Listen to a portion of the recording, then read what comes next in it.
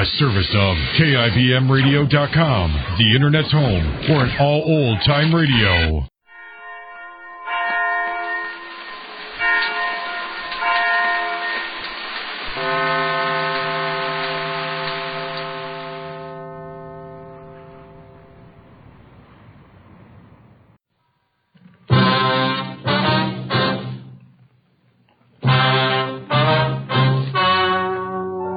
The story you are about to hear is true. The names have been changed to protect the innocent. Fatima Cigarettes, best of all king-size cigarettes, brings you Dragnet on both radio and television.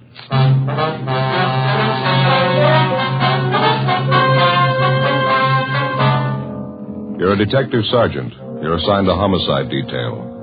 A 39-year-old housewife disappears suddenly. There's no explanation for it. 5 days later, evidence of possible foul play is uncovered. Your job, investigate. Fatima, America's first largest-selling blended cigarette. Now, best of all king-size cigarettes. Prove it yourself today. Compare Fatima with any other king-size cigarette. 1. Fatima's length filters the smoke 85 millimeters for your protection. 2. Fatima's length cools the smoke for your protection. 3. Fatima's length gives you those extra puffs, 21% longer than standard cigarette size. And in Fatima, you get an extra mild and soothing smoke, plus the added protection of Fatima quality. Definitely the best quality in its class, but the same price as the cigarette you are now smoking. Buy Fatima in the bright sunny yellow pack. Best of all king-size cigarettes.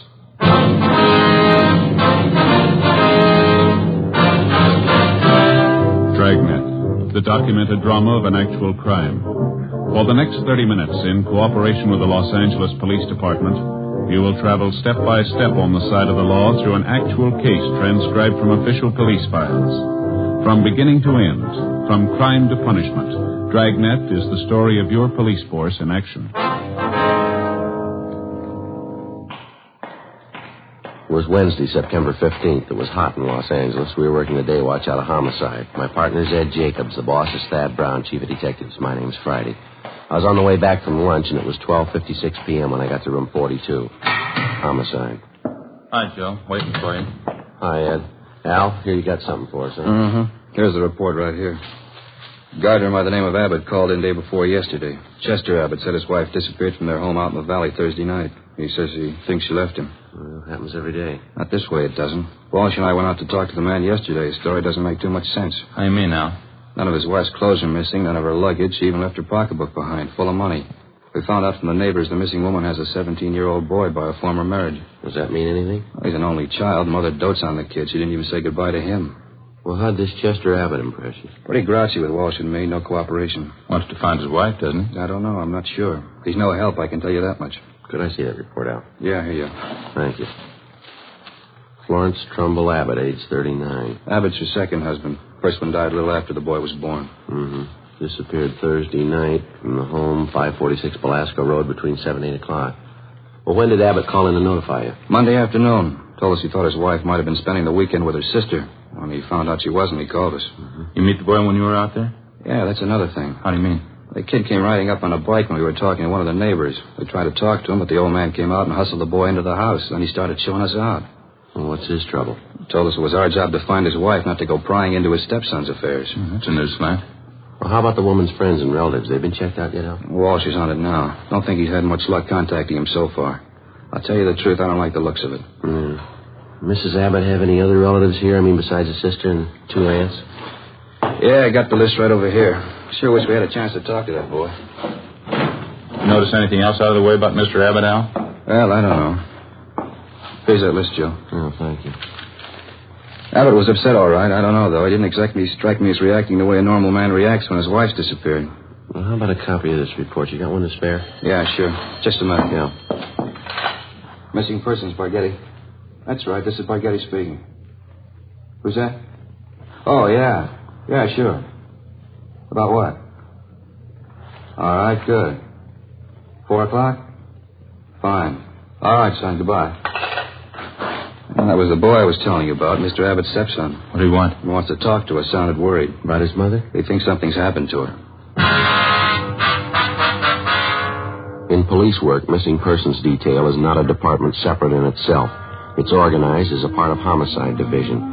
When the possibility of homicide arises in the course of handling a case, missing persons immediately turns the matter over to homicide officers for investigation. When we got the call from the Abbott boy, we automatically took over. According to Al Barghetti, the boy said he suspected his stepfather and he didn't want him to know of any meeting between him and police officers. At 3:15, Ed and I left the office and drove to the meeting place designated by the boy, the Dairyland Fountain and Coffee Shop near the corner of Fairfax and Hollywood Boulevard. We got there at 3:50 p.m. At 8 minutes past 5, the Abbott boy still had not arrived. We waited another 15 minutes and then we left and drove out to the valley and pulled up in front of the main gate to the Abbott nursery on Belasco Road. The house itself was set well back on the property, which covered about 5 acres of ground. The entire nursery was surrounded by a 6-foot chain-link fence, and it looked like every available foot of ground inside was planted with some kind of flower or shrub. Mr. Abbott met us at the gate. He had 3 full-grown mastiffs with him. He held them on a chain. Yes, what do you want? Police officers, you Chester Abbott? That's right. What do you want? Well, if you can get those dogs quiet for a few minutes, we'd like to ask you some questions. Pretty busy now. Can't you come back tomorrow? No, it's important, Abbott. We'd like to talk to you now. All right, if you have to. Fred, time. Get down. You two, Joe. Quiet. I said quiet. All right. Now, what do you want? Mind if we come inside, sir? These watchdogs of mine are pretty vicious. We can talk here at the gate. All right. We've been assigned to look into your wife's disappearance, Abbott. This is my partner, Sergeant Jacobs. My name's Friday. Mm-hmm. Find out anything about my wife yet? Nothing definite, no. Thought maybe you could help us. Mind telling us exactly what happened the night she disappeared? What do you mean, what happened? Oh, when did you see her last? When did you first notice she was gone? Well, we had dinner Thursday night about 7 o'clock, then I laid down for a nap. Florence went out on the front porch for some air. I woke up a little before 8 o'clock and went outside to look for her. She was gone. No one saw her leave, Mr. Abbott? Not that I know of. Maybe one of our neighbors. You can ask them. They seem to know everybody's business. How about your stepson? Wasn't he home Thursday night? Bruce? No, he went out to a show with some other kids. When did he get back from the show, you remember? About 10 o'clock, I think. Why? Where's the boy now, Abbott? Who are you looking for, my wife or stepson? Both of them. Where is he? Gone. I took him over to my sister's in Alhambra. He'd been feeling bad since his mother disappeared. Figured the change would do him good. Well, when did you take him over to your sister's? This afternoon. What's that got to do with it? I'd like to talk to him. No, you can't. You won't allow it. The boy's too upset right now, and I can't allow it. I'm afraid you're going to have to allow it, Abbott. Listen, mister. You can get off this property right now if you're going to get fresh with me. No cops giving me any sass. Get down there, honey. Quiet. Nobody's giving you sass. We want to talk to your stepson, that's all. He might be able to give us a lead on the whereabouts of your wife. And I say you can't see the boy. You've been looking for Florence for a week, and you haven't found a thing. I'll get somebody else to look for her. It's my business anyway, nobody else's. It's our business if anything happened to her. What are you talking about? You better get your coat, Abbott. I'd like to talk to you downtown. Come through that gate, and I'll let these dogs go. We'd hate to shoot them, mister. What are you trying to prove, anyhow? What do I have to go downtown for? I'll tell you when we get there. Now get your coat. Chester Abbott turned, made his way up the path and into the house. A few minutes later, he came out, closed the gate behind him, and got into our car. On the way back downtown, he talked pleasantly about the weather, the nursery business, and his dogs. When we got to the office, we found out the reason for his sudden change in temperament. His lawyer was waiting for us at the door. We tried to interrogate Abbott, but the lawyer objected to just about every question we asked. It was hopeless, and we knew it, and so did the lawyer. We released Abbott, but not before we got the name and address of his sister in Alhambra, where the stepson Bruce was supposedly staying. After Abbott and his lawyer left, Ed and I signed out of the office and drove to Alhambra to check on the boy. Barghetti sure had this one pegged. Real sleeper. Yeah. I'd like to know how the stepson missed that date with us this afternoon. The boy called us from the house. Stepfather could have overheard him. Yeah, it's possible. Sister's house ought to be along this block, shouldn't it? Let's see. 1408. 06, yeah, there it is. Great Cottage, 1402. Okay, let's pull up here, huh? Right.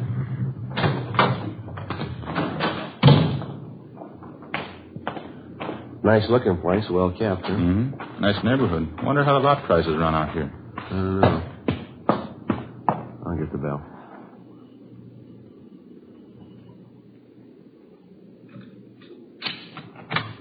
Yes, what is it? Police officers, ma'am. You Miss Abbott? Yes, Helen Abbott. Why? Well, we talked to your brother earlier today, Miss Abbott. He said he brought his stepson Bruce over here to stay a while. We'd like to see him if we could. Bruce? Well, yes, he was here until about an hour and a half ago. I went to the store, and when I came back, he was gone. You any idea where we can find him, Miss Abbott? Well, I telephoned my brother Chester just before you came to the door. Bruce isn't there. Yes, ma'am. Do you mind if we came in and looked around, Miss Abbott? It won't take long.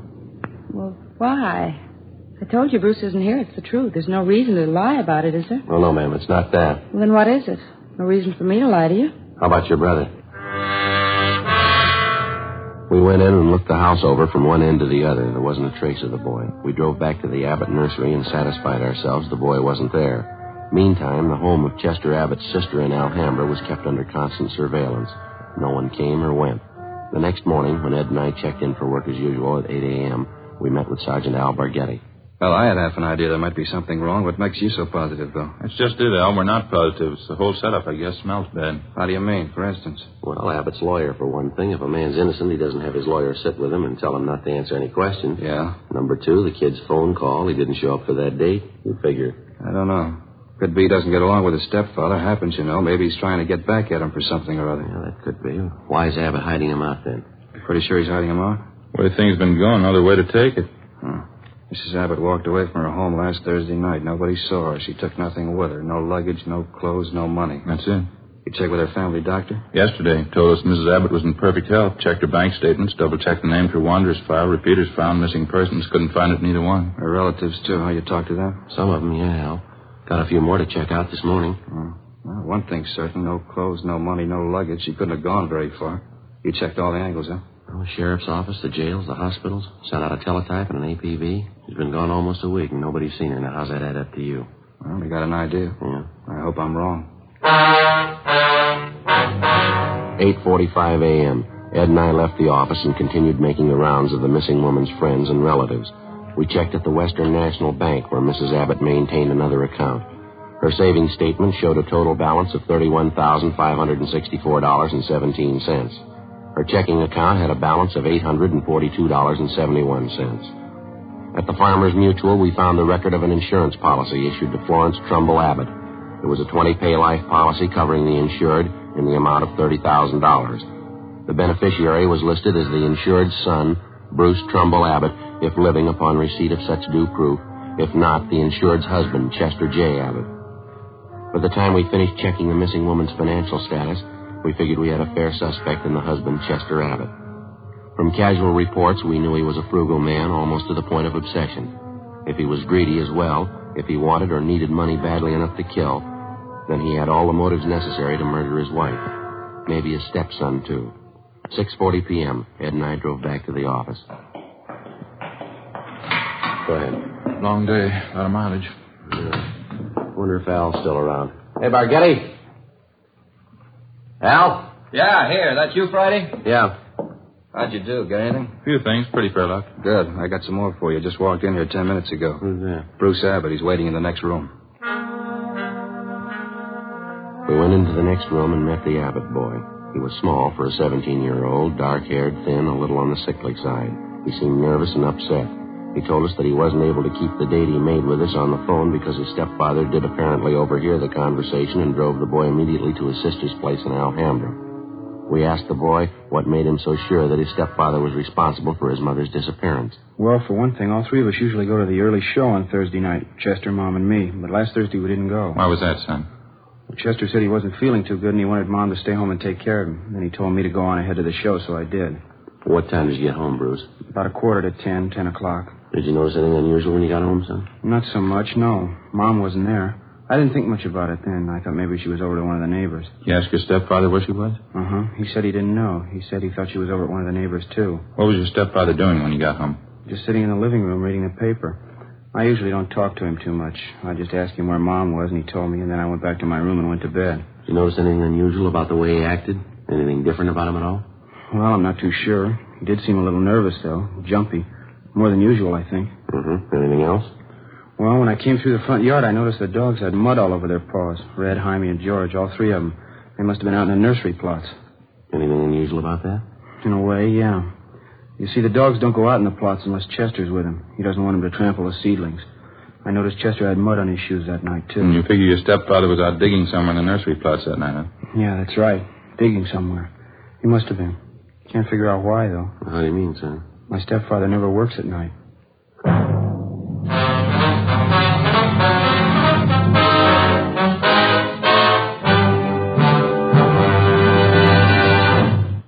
You are listening to Dragnet, authentic stories of your police force in action.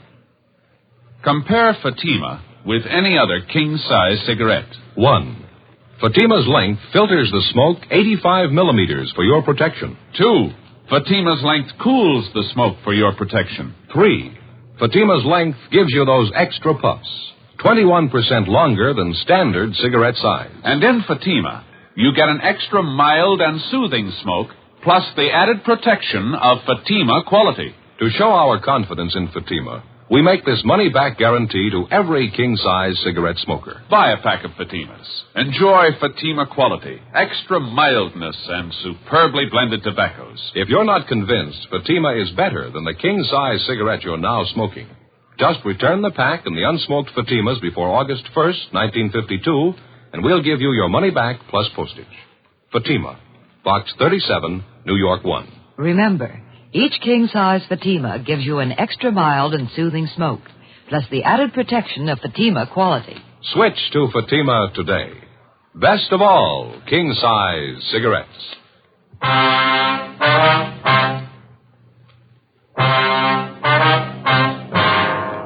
Thursday, September 16th, 7:05 p.m. We continued talking to the missing woman's 17-year-old son, Bruce Abbott. As the interview went on, it became more and more obvious that the boy and his stepfather, Chester Abbott, didn't get along at all. Apparently, the boy was jealous of him, and he was jealous of the boy. Besides his prejudice, Bruce also contradicted himself during the course of the questioning. 7:15 p.m., the interview went on. I understand that all right, son, but you say you can't think of any reason why your father'd be out working in the nursery plots that time of night? No, sir, I can't. I don't know how he'd get any work done. None of the plots are even lighted, only the greenhouses. Well, is it possible he could have gotten that mud on his shoes working in one of the greenhouses? No, sir, I don't see how. All the paths in the greenhouses are graveled. It's my job to see they're kept graveled. I know they weren't muddy because I fixed them the day before. Mm-hmm. Well, what do you think it means, Bruce? I don't know.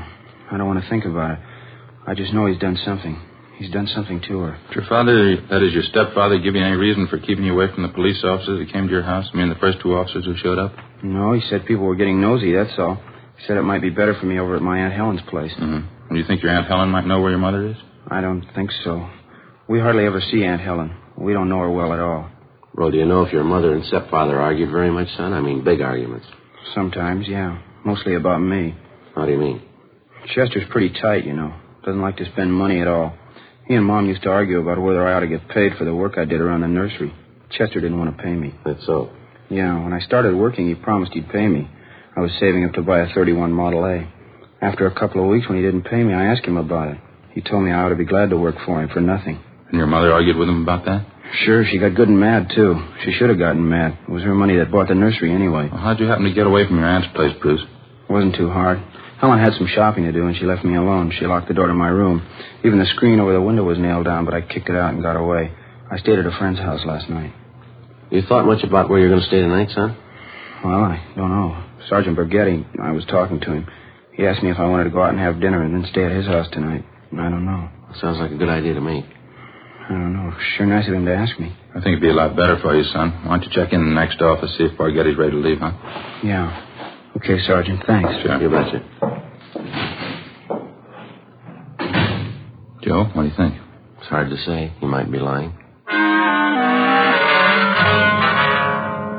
Before we signed out of the office that night, we met with Captain Lorman and outlined a plan to bring in the husband of the missing woman for questioning alone. We figured it'd serve two purposes: clarify the boy's position in the case and determine one way or another if the stepfather was withholding information about the disappearance of Mrs. Abbott. The big problem was to bring in Chester Abbott for interrogation without the knowledge of his lawyer. As we'd found out more than once, it was impossible to get anything out of Abbott with his lawyer present. We set up a plan to call at the Abbott home early in the morning, get the suspect out of bed, and bring him in before his lawyer could be notified. At 3:30 the following morning, Ed and I met at the office and started for the Abbott place. We brought along a couple of pounds of fresh horse meat to keep the dogs quiet if they raised a fuss. At 10 minutes past 4 a.m., we parked our car a few hundred feet down the road from the Abbott nursery and made our way toward the gate. I reached in and tried the latch. The dog started up. How about it, Joe? Open? No, it's padlocked. We're going to have to climb the fence. Toss some of that meat over to him, will you? Yeah, okay. There. All right, that does it. All right, let's climb the fence. Keep an eye on the hounds. Looks like they can take a leg off. Yeah. Take it easy, Ed. All right. Watch that. Yeah. Here comes that other dog. Get some more of that meat right here. Yeah. There you are, boy. Go get it. Go on. All right, that's fine. Come on, let's hurry. a look, Joe. Huh? Windows along the side of the house, lights just went on. Yeah, come on. Who is it? Who's there? Who is it? I'll set the dogs on you. Police officers, Abbott. Friday and Jacobs. What kind of business is this? What are you doing out here this time of night? You're under arrest, Mr. Abbott. What are you talking about? I think you heard me. You're under arrest. What kind of crazy thing is this? You're going to pay for this. I'll have your job. You want to get your coat? You cops are asking for a pack of trouble. You know that. Get your coat. I'd like to know what you think you're doing. Where's my stepson, anyway? What have you done with him? I got a better one for you, mister. Huh? What have you done with your wife? 4:25 a.m. Ed and I drove the suspect, Chester Abbott, back downtown to the office. He was quiet and sullen. We headed down the hall for the squad room. Lights still burning in the office? Yeah, probably Barghetti standing by. All right, Abbott, in there. You're going to pay for this. You can take my word on that. Ed, you want to take him in the office here and stay with him? I'll check with Al. Okay. All right, Abbott, inside.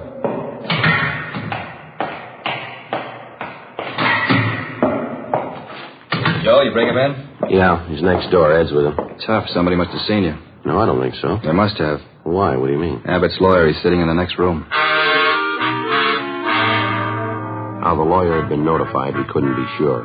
Again, we tried to question Abbott, and again, on the advice of his attorney, he refused to answer practically every question we put to him. We released him. That day, Captain Lorman assigned 2 men to stake out on the nursery and report on all of Chester Abbott's movements. A little after 7 p.m., just after nightfall, we tried again to bring the suspect in for questioning without his lawyer's knowledge. It didn't work.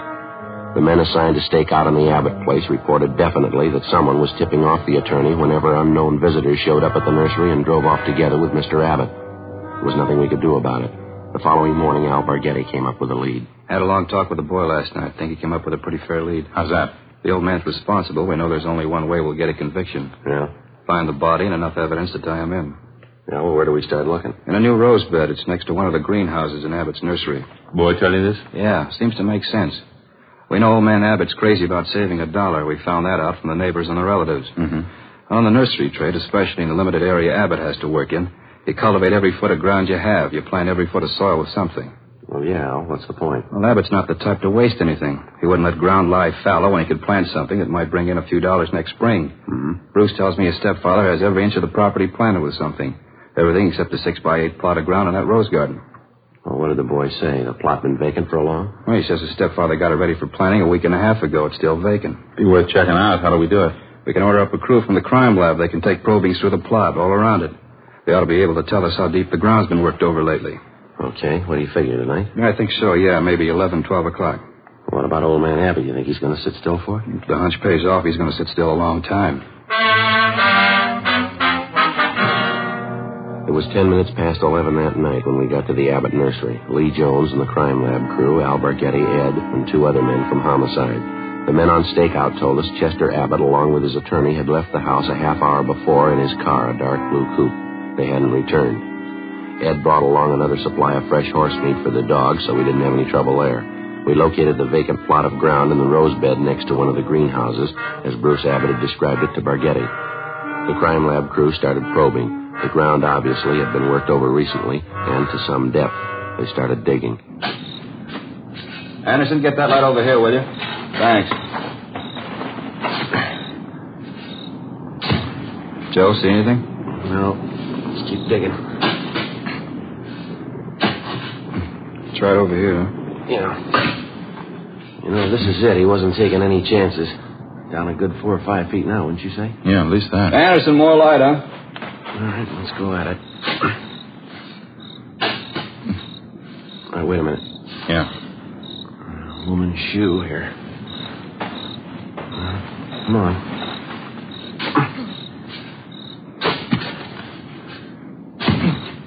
Just a minute. Yeah, that's it. The shoulder there. It's a body. Well, it paid off, Al. The boy had it figured. Yeah. Too bad he was right. Ed and I went back to our car and notified communications to broadcast a warrant for murder on Chester Abbott. His description, together with a description of his car and license number, was rebroadcast every 15 minutes. The attorney was contacted, and he stated that Mr. Abbott had dropped him off at his home more than an hour before. He knew nothing of his whereabouts. Ed and I went back to check the Abbott home and found the front door unlocked. We went inside and looked around. In one bedroom, we found clothes scattered over the bed and on the floor. There was only one old suit left in one closet. On the table next to the bed, we found an airline's timetable. We got to the phone and notified communications to alert all special details at railroad stations, bus terminals, and airports, and then to get out an APB. After that, we checked with the airlines. One of them told us a man answering Abbott's description had booked passage to Mexico City that night under the name of Charles Frazier. The plane was scheduled to leave at 1:52 a.m. at the Burbank Airport. We called the detail at the airport and alerted them. Then we drove over to the field to follow through on it. It was 1:32 a.m. when Ed and I took up our positions just inside Gate 3, where passengers were boarding Flight 72 for Mexico City. There was no sign of the suspect either on the plane or in the waiting room. Think you'll show? I don't know. Want your bag over here? Where's Spaghetti? Over there by the cocktail lounge. See him? Oh, yeah. What time you got now? 1:38. Plane's due to take off in another 4 minutes, isn't it? Mm-hmm. Any sign of him, Al? No, nothing. Just made the rounds. Checked with Stevens and Cummings. If he got in, he came in somebody's suitcase. Couldn't have possibly gotten through without one of us seeing it. Well, he hasn't got much more time. Maybe it's a dead end, huh? I don't see how he could have gotten wise, do you? Over there. No, by the ticket counter there. You see him? Yeah, that's him. Come on. Right. All right, just a minute, Abbott. I haven't got time now. I'll miss my plane. If you have anything more to say to me, you can wait till I get back. Right now, Abbott. And take it up with my lawyer. I'm in a hurry. We found your wife's body. How's that? In the rose bed next to the greenhouse. I don't know what you mean. You must be mistaken. No mistake. Hands behind your back. What's this all about? I haven't done anything. All right, let's go. No, just a minute. You got it wrong. I don't know anything about it. We think you do. Now, come on. Wasn't my fault. I didn't know what I was doing. I plead insanity. She drove me to it. We were arguing about the boy, and she slapped me. I didn't mean to do it. All right, let's go, Abbott. Can you wait just a minute more? What for? My plane. One from Mexico City. Funny, isn't it? What's that? I was so close. Just missed it. Not by more than 1 minute. No, you're wrong about that, Abbott. Just 1 minute, that's all. Well, you missed it before you ever bought your ticket. How do you figure? When you first decided to kill your wife. Come on.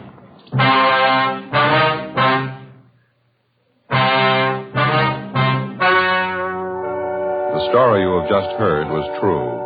The names were changed to protect the innocent. On December 19th, trial was held in Superior Court, Department 89, City and County of Los Angeles, State of California. In a moment, the results of that trial.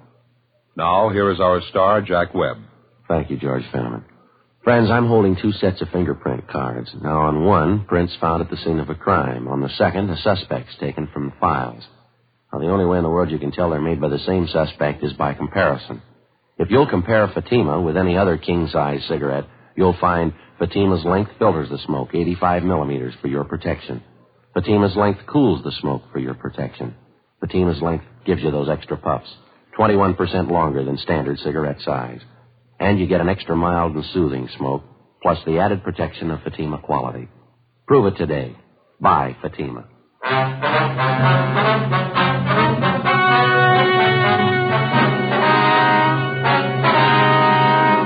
Chester Vernon Abbott was tried and convicted of murder in the first degree. The jury failed to recommend clemency. Abbott was executed in the lethal gas chamber at the State Penitentiary, San Quentin, California.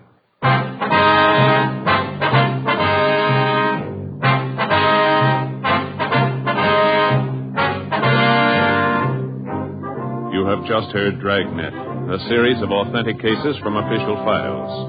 Technical advice comes from the Office of Chief of Police W.H. Parker, Los Angeles Police Department. Technical advisors Captain Jack Donahoe, Sergeant Marty Wynn, and Sergeant Vance Brasher. Heard tonight were Barney Phillips and Herb Ellis. Script by Jim Moser. Music by Walter Schumann. Hal Gibney speaking.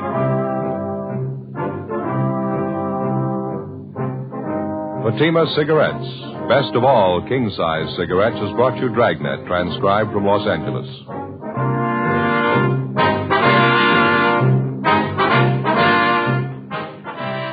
Now it's Counter Spy on NBC.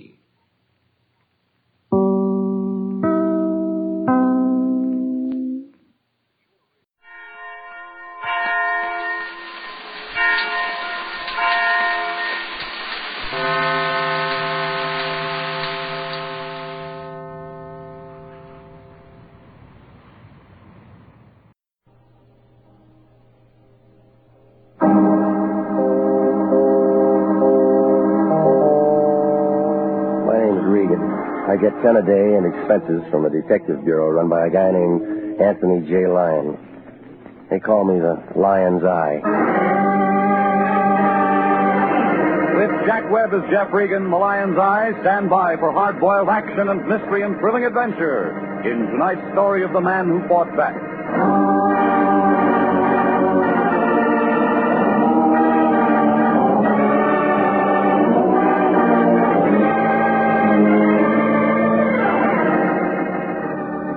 There's a street crammed in between Wilton and Van Ness and Hollywood called Taft Avenue. It's a couple of blocks long, and it only got there because the city planners had a few tons of cement left over from the Coliseum. On the corner, there's a gray building poking its way up through a crack in the pavement. That's where I live. Apartment K. 2 rooms with a connecting door to a broom closet. Oh, the place isn't much.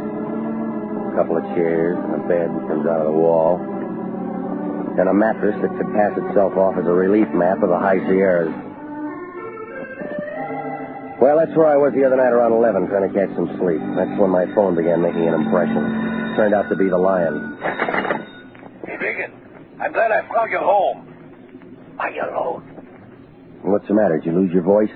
Just a precaution. I got a hold of a good thing, and I don't want to lose it by indiscreet talk.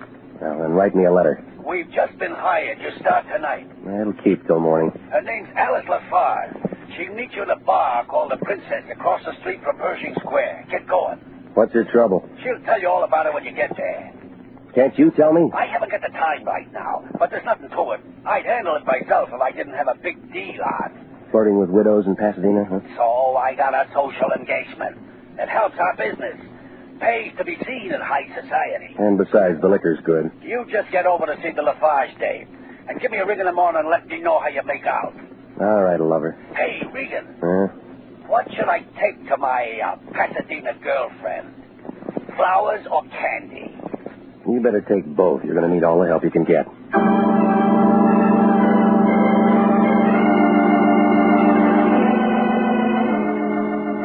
I threw on some clothes and I headed for town. My car found a parking lot off Olive, and I cut through Pershing Square to make it over to Hill. It was after midnight. A sailor was chasing a bow-legged Marine over the grass. He brought him down on about the 40-yard line. The Princess Bar showed up near the corner of 6th, a little place holding up 6 stories of granite. I went inside. A mustache was trying real hard on a piano. 200 pounds of bartender was moving a wet rag over the bar in slow motion. A girl was sitting on the far stool in a black purse with the initials ALF. Alice Lafarge. If you looked real hard, you could find her eyes. I gave up on her lips. I lowered myself onto the stool next to her. She looked tired, like a chorus girl on a Sunday morning. Yes? I'm Regan, international detective. How do I know? You will when you get the bill. You're late, Mr. Regan. Well, I didn't pick up any traffic tickets, if that's what you wanted. Well, it doesn't matter. We have a few minutes yet. What are we waiting for? 12:30. Can I buy you a drink, Mr. Regan? You're calling it. Bartender? What'll it be, miss? I'm not drinking. Serve the gentleman. Scotch? Bourbon and water. Got some pretty tasty scotch, buddy. Bourbon. Just trying. I get a commission on the scotch. All right, lady, now let's have it. You live far from here, Mr. Regan? About 20 minutes. Well, you better run home and throw a change of clothes into a suitcase. Out-of-town job? No, but you'll need a change. Bring along a deck of cards and a thick book. Anything else? Call off any dates you may have. You're going to be out of circulation for the weekend. Here's an address at the hotel on North Figueroa. Get there as soon as you can. You still haven't said anything. What's the job? You'll find out when you get there. I'll get tired of waiting. Come on, lady, let's open it up. Hey, buddy, scotch. Hey, you leaving us, miss? Next one's free. Thanks, anyway. Okay. I'll look beat at you and take that scotch with you. Okay. Drink it myself. I still get the commission. All right, now come on, sis. Let's have the rest of it. I'm sorry, Mr. Regan. That's all I can tell you now. Just be at that address as soon as you can.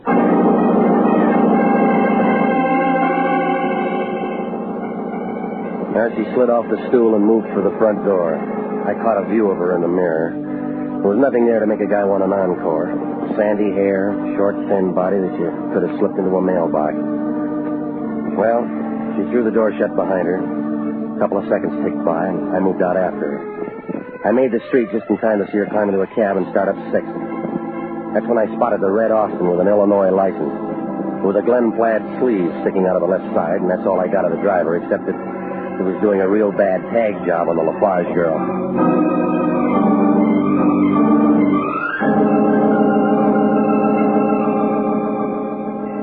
The North Figueroa address Alice Lafarge gave me turned out to be the Gladstone Hotel.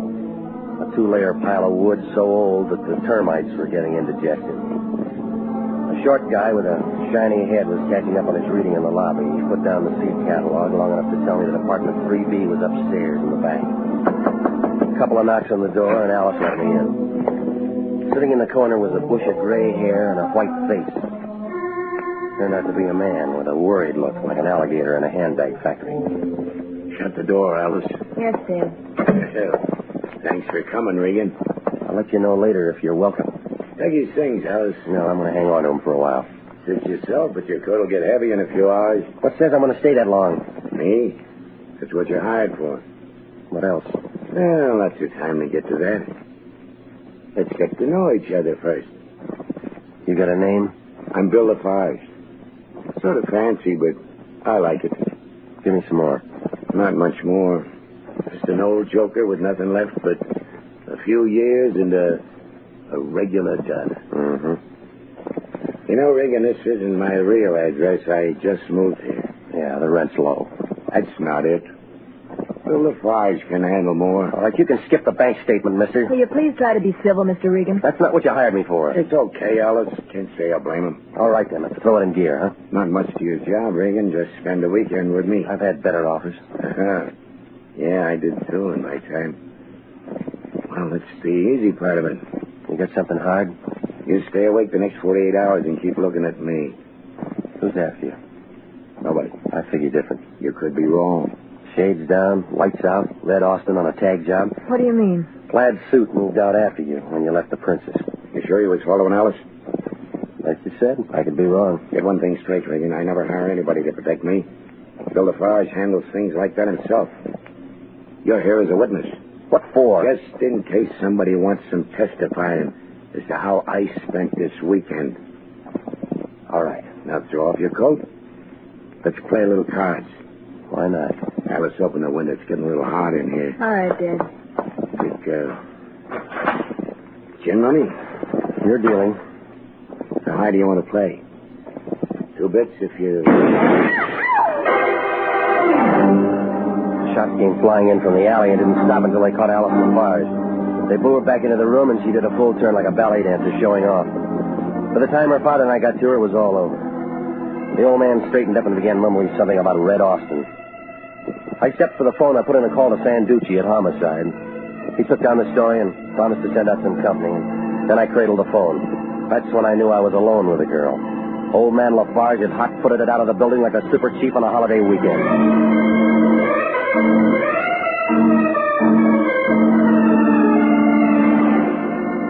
Well, the boys from Homicide showed in a couple of minutes, and they had a few questions. I gave them what I had, and Sanducci tabled the rest until the next day. So I went home to relax. You know, the Lion could have made a good detective. He always finds me.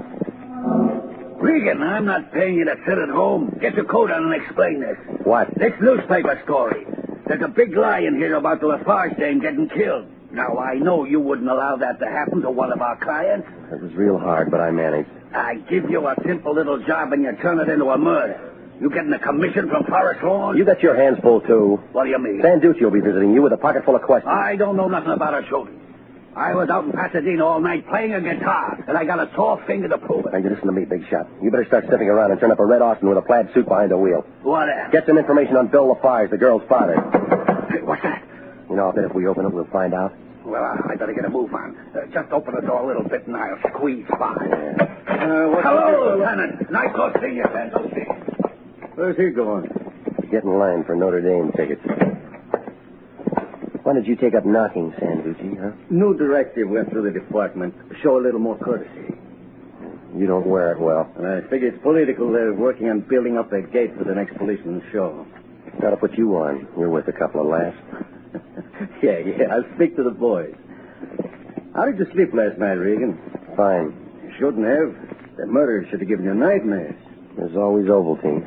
You know, some of the boys down at headquarters figure you know more about this shooting than you're saying. Well, they made mistakes before. No, I'm not saying. I feel like they do. What do you want? Who knocked off the Lafarge girl? You're asking yourself. Wrong answer. How would you know? She got it with a .45. What do you want? You know what I own. But I don't know about Lafarge. The shot came in through the window. Even you can figure that. He could have had help. Talk to him. I will when we pick him up. In the meantime, it's you and me. You got nothing on me.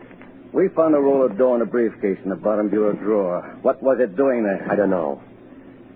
All right, Regan. Now let me give you a tip. The word's out Lafarge got a private war on.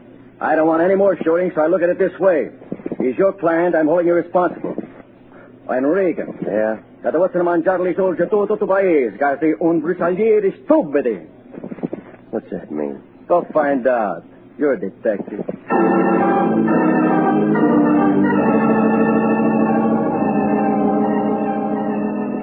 Well, I don't suppose I'll ever find out. He slid out of the room, and I washed up and had a short breakfast at the corner drugstore and went through the morning paper. The Lafarge murder rated a lot of big type, and there was a picture of Alice right next to the weather report, slightly cooler. After the bottom showed my coffee cup, I went over to the Hollywood Library. The city directory gave William Lafarge an Orange Drive home address and occupation printer. The yellow phone book turned up a Lafarge Preston print shop on Santa Monica near La Brea. It was a small place, the color of stale peanut butter, and it was tucked in between a pet store and a beauty parlor. When I stepped inside the front door, the bell rang, and a couple of pair of tortoise shell glasses covering a couple of deep blue eyes looked at me. She was a brunette with light skin and a voice that sounded like it was diving for sponges.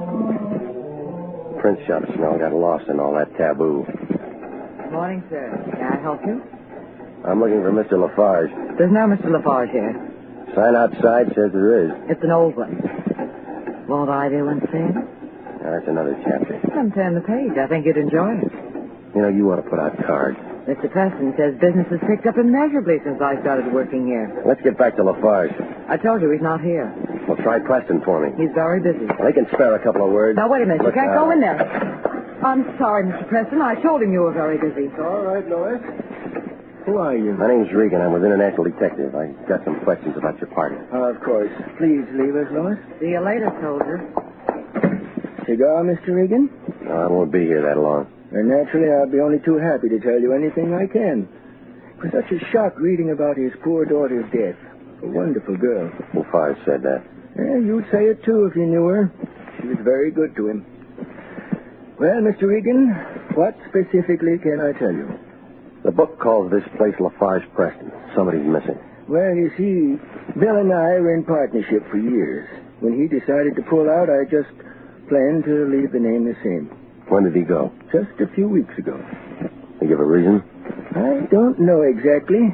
Implied he had enough money or was coming into some, I'm not sure.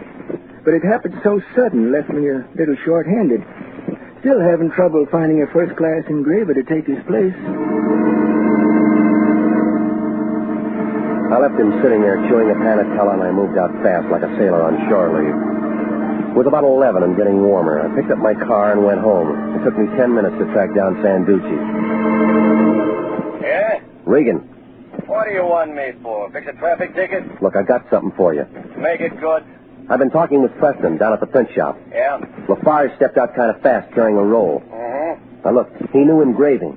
I figure you ought to take a good look at that money. It may turn up phony. I'm not impressed. All right, I gave it to you. Do what you want. Look, we checked into the dough already. It's absolutely legit. Now give up, Regan. Navy didn't. Regan. Turn you down? Who let you in? Stranger in town. Just catching the sights. Well, they're better outside. He's off, Regan. You don't know who you're talking to. Well, the name's a blank, but you drive a red Austin. Yeah, it's not bad for a beginner. Hey, got a drink around? Not for you, no. If I were you, I'd show a little hospitality to an out-of-town boy. Chicago. South Side, huh? You're not being very nice. You weren't invited. But now that I'm here, that changes some things, huh? What do you want? A drink. No sale. Listen, fresh. Get your hands off me, punk. I'll go get 6. 45 always stops him. Like it did Lafarge. How about getting old Gus a drink, huh? Least thing it will do is skip the water. You better fix one for yourself. No, you're the type that drinks alone. Oh, you better have one, Regan. It's going to be your last. How do you figure? Well, I look at it this way. A guy like me gets hired to do a job. Comes 2,000 miles for it, then pulls a boner. Like knocking off the daughter instead of Lafarge, huh? Yeah, that's it. Top that off with a witness sitting in the same room who spots my Red Austin. Now, let me ask you something. Can I leave him around breathing good air? According to me, no.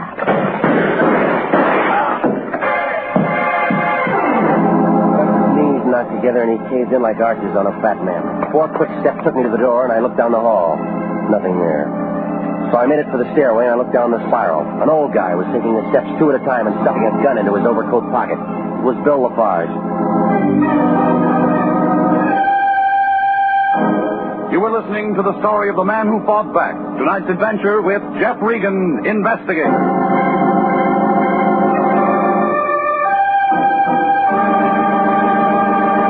Commissions are still available in the Army Nurse Corps. Graduate registered nurses between the ages of 21 and 45 may qualify for service with this fine organization. Nurses may request active or inactive status. Those on active status enjoy the same privileges as regular Army officers.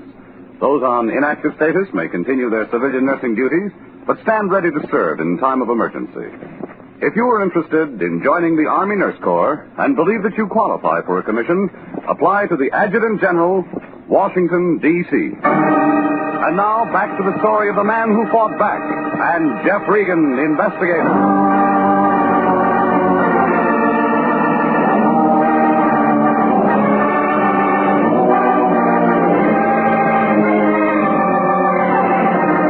Well, things were moving kind of fast. The Lion sent me out to meet a girl named Alice Lafarge. She took me to her father, who wanted a bonded witness to be able to testify to his whereabouts that weekend. That's when a couple of shots came through the window and cut down the daughter. Before homicide put in an appearance, Bill Lafarge was gone, and he didn't show again until Gus killed Alice and then came to see me. And then there was a big roll of money and a print shop in the picture, but it was all out of focus. Well, I moved back into my apartment. The Chicago hood was still there, lying on my rug, and I picked up the phone to call Lieutenant Sanducci. I'd just gotten a couple of numbers out when I caught a familiar smell. It was a load of taboo, and it was packing a .32. Put the phone down, Regan. Why? Because I'm asking you nicely. Put it down. Homicide can wait. Gus isn't going anyplace. You got a plan, lady? Mm-hmm. Well, get back to that print shop and you'll stay out of trouble. Mr. Preston's so nice. He gave me the afternoon off. I told him my mother got sick. All right, lady. Tell me about it. I'm looking for something. Name it. The ignition key to Gus's Austin. Now move over there and get it for me. What's wrong with your car? I ran out of gas. Move. Okay. Kick his gun away. Now try the overcoat pockets. Throw him. All right. Good catch. So they tell me.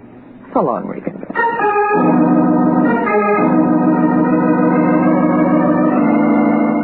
I put in a quick call to homicide, and then I waited a couple of minutes to give her a chance to get a head start. When I stepped out of the building, the Red Austin was just turning a corner. I followed in my car.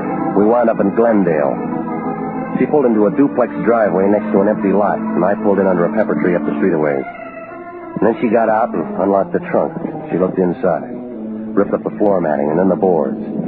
When she slammed the trunk shut, it figured that she didn't find what she was looking for.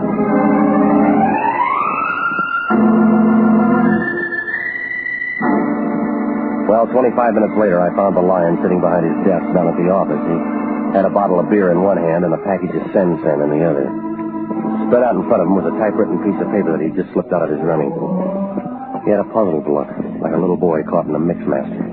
Regan, where you been? Around. I've been looking all over for you. Sanducci's been calling in every 3 minutes. What's he want? The story on how Gus got laid out in your apartment. Well, I'll drop him a note. He wants it now. He's got time. He doesn't come up for a pension for years. They turn up Lafarge yet? No, but I turned up something. What would you say if I told you Lafarge did time once? On a counterfeit rap? How don't you know? You figured. That Lois dame is scratching around for something. The feds put him away for 10 years for making up some phony bonds or stocks or something like that. How's his daughter fit? She waited for him till he got out and then tried to help him play it straight. What'd you get on Gus? Who cares about him? Lois. Lafarge wasn't in on that bond job alone. Who else? He had a partner, the guy who runs the print shop, Preston. You're doing better. I figure it this way. Preston's got a new racket, and J. Edgar would be real happy to know all about it. Yeah. We're going to be the ones to tell him. How much is the reward? I don't even know if there is one. Oh, stop it. When gold went up to $35 an ounce, you pulled your mother's teeth. Regan, you're getting out of line. And then you bawled her out for not having more cavities. Now, you get over to Preston and have a talk with him. Yeah. Regan. Yeah. Remember, if we crack this thing, it'll mean more money in your pocket, too. No room for it with your hand there already.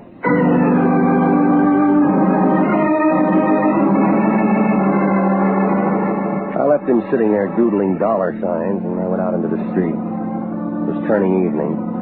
I picked my car out of the lot, and 30 minutes later, I stopped on the corner of Santa Monica and La Brea. The fog was rolling in by then, and the streetlights were trying real hard. I walked to the front door of the print shop. I shook it a little, but nothing gave, so I moved around to the back. The place inside was as dark as a saloon in Kansas, but somebody inside was handy with a gun.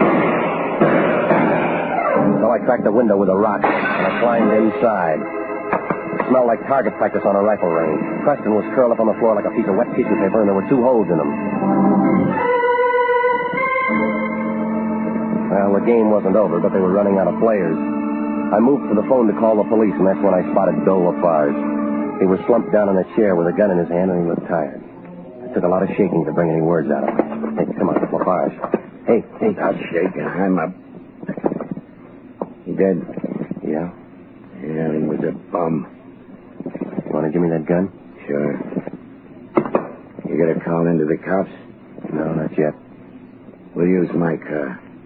Any way you want it. It don't matter much no more. Things go easy for some guys. Other guys get all the rocks. You got a couple of answers? Why not? Preston did a tie-in with a gambling syndicate out of Las Vegas. Some joker had a hot idea. Keep going. Counterfeit 20,000 New Year's Day bowl tickets and sell them on the open market at $5 plus. That's big business for the 100,000. But I didn't take. Preston got sore because I wouldn't do the engraving, and he got somebody else. That doesn't add up to murder. Yeah. Did when his head got working overtime worry, and I had too many answers. And he hired that Chicago boy with the bad eyes. Yeah. He got my daughter by mistake. Yeah. Where are the bowl tickets? Who cares? How does Lois fit? I don't know. All right. Front door is closer to my car. You drive, Regan. All traffic makes me nervous.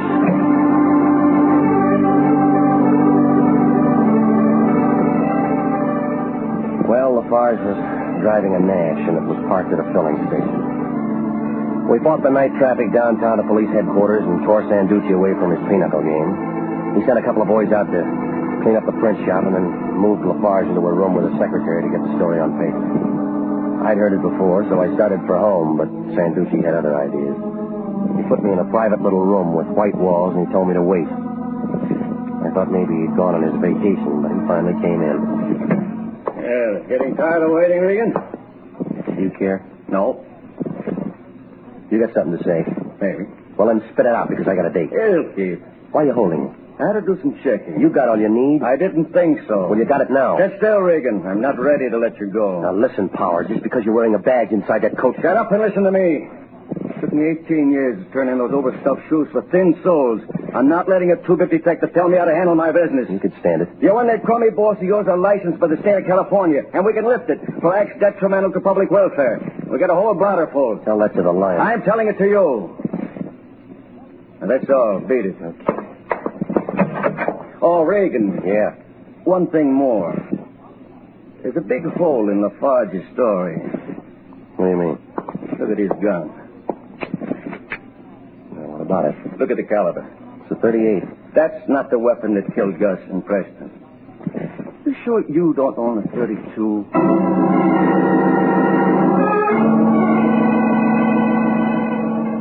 Well, Lafarge was more used up than he figured. He couldn't tell where the dream left off and the murders began. Oh, the whole thing was a screwy picture, but the artist had a woman's touch. 25 minutes later, I pulled my car to a stop in front of a lemon-colored duplex out in Glendale. A high school boy, breathing hard, told me that the good-looking girl lived upstairs. I just hit the top of the landing when the door of her apartment opened and a couple of pieces of airplane luggage moved out. Her ticket didn't show, but it figured to be marked for Las Vegas. When Lois saw me, she looked kind of confused, like a penguin in Death Valley. Regan. Hey, your memory's good. I wish you'd told me you were coming. I'd have dressed for it. Oh, it's better this way. You're fixed for traveling. What do you mean? We talk about it inside, huh? I'd like to. You know that, but I have a few things... Come on, move it, lady. Well, what's come over you? What's inside the suitcase? You can work that out yourself, Regan. You've been by a woman's shop. Throw it open. It'll embarrass you. I'll take a chance. All right, now dump it over. Come on, sis. Your time's running out. Oh, yeah, sure. Preston had the tickets in an asbestos box hidden in the furnace. I finally turned them up. Regan, they're worth over $100,000. Yeah, that's what Lafarge said. I know where to unload them. It won't do you any good. What do you mean? There's no PX to hatch it.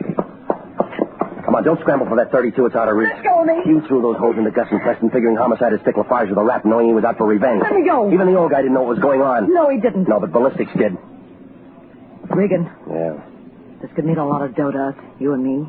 We form a partnership. Yeah, before it's getting damp. Don't be a piker. Here's your chance to really turn into something. Well, now you can check with me when you get out, lady, to see if I made it.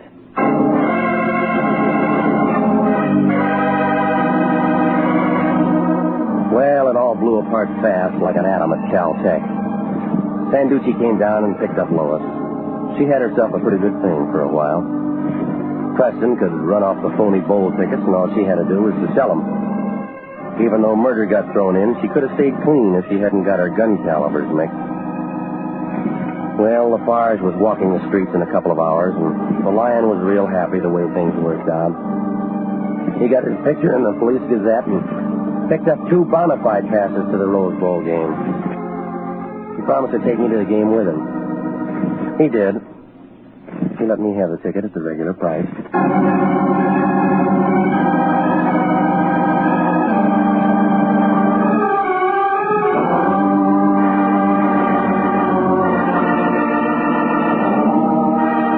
Jack Webb is speaking to Jeff Regan with Herb Butterfield as Anthony J. Lyon. It's CBS at the same time next week for more hard-boiled action and mystery with Jeff Regan, Investigator. Written by Larry Roman, produced by Sterling Tracy. Alice was played by Lorette Bilbrandt. Charles Steele was Preston. Ken Christie was Lafarge. Jack Petruzzi was Sanducci. Yvonne Tatey was Lois. And Sidney Miller was Gus. 29,000 nurses are needed now to join the new Army Nurse Corps Officers Reserve. For the first time in history, qualified nurses have the opportunity of receiving commissions in the regular Army Reserve. These nurses will remain on inactive status, ready to serve their country in time of emergency. 4,000 of them, if they wish, may choose active duty. All nurses who receive commissions will benefit from the opportunity for specialized training offered to them by the Army. Inactive reserve status will not interfere with the nurse's civilian life, but the educational opportunities offered her by the Army Medical Department will be of great advantage in her work. So don't wait. If you're a registered graduate nurse between the ages of 21 and 45, drop a card for complete information to the Adjutant General, Washington, D.C.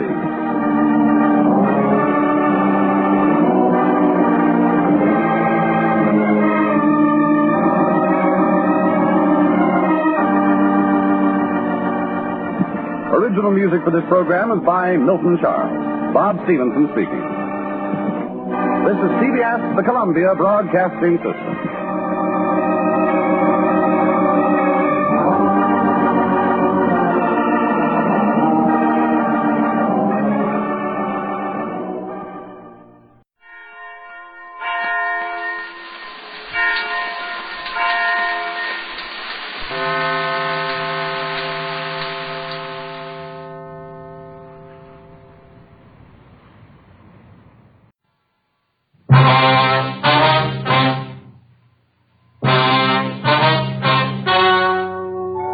The story you are about to hear is true.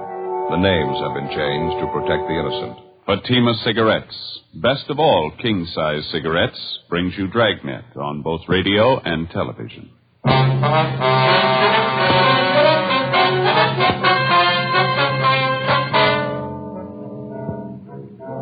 a detective sergeant. You're assigned to Personnel Division. A resident of your city files a report of assault and battery. His shoulder is dislocated. He's been badly beaten. He claims his assailant was a young police officer. Your job? Investigate. Comparison proves Fatima quality. Yes, comparison proves Fatima quality. Compare Fatima with any other king-size cigarette. 1. Fatima's length filters the smoke 85 millimeters for your protection. 2. Fatima's length cools the smoke for your protection. 3.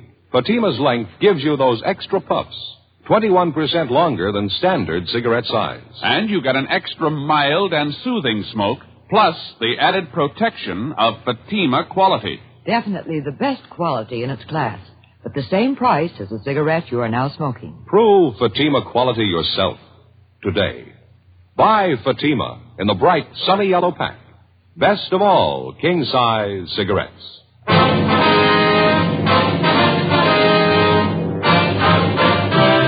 Dragnet, the documented drama of an actual crime. For the next 30 minutes, in cooperation with the Los Angeles Police Department, you will travel step by step on the side of the law through an actual case transcribed from official police files.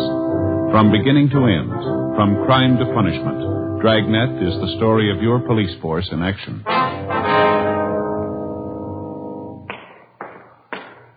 It was Tuesday, June 11th. It was mild in Los Angeles. We were working the day watch out of BIA.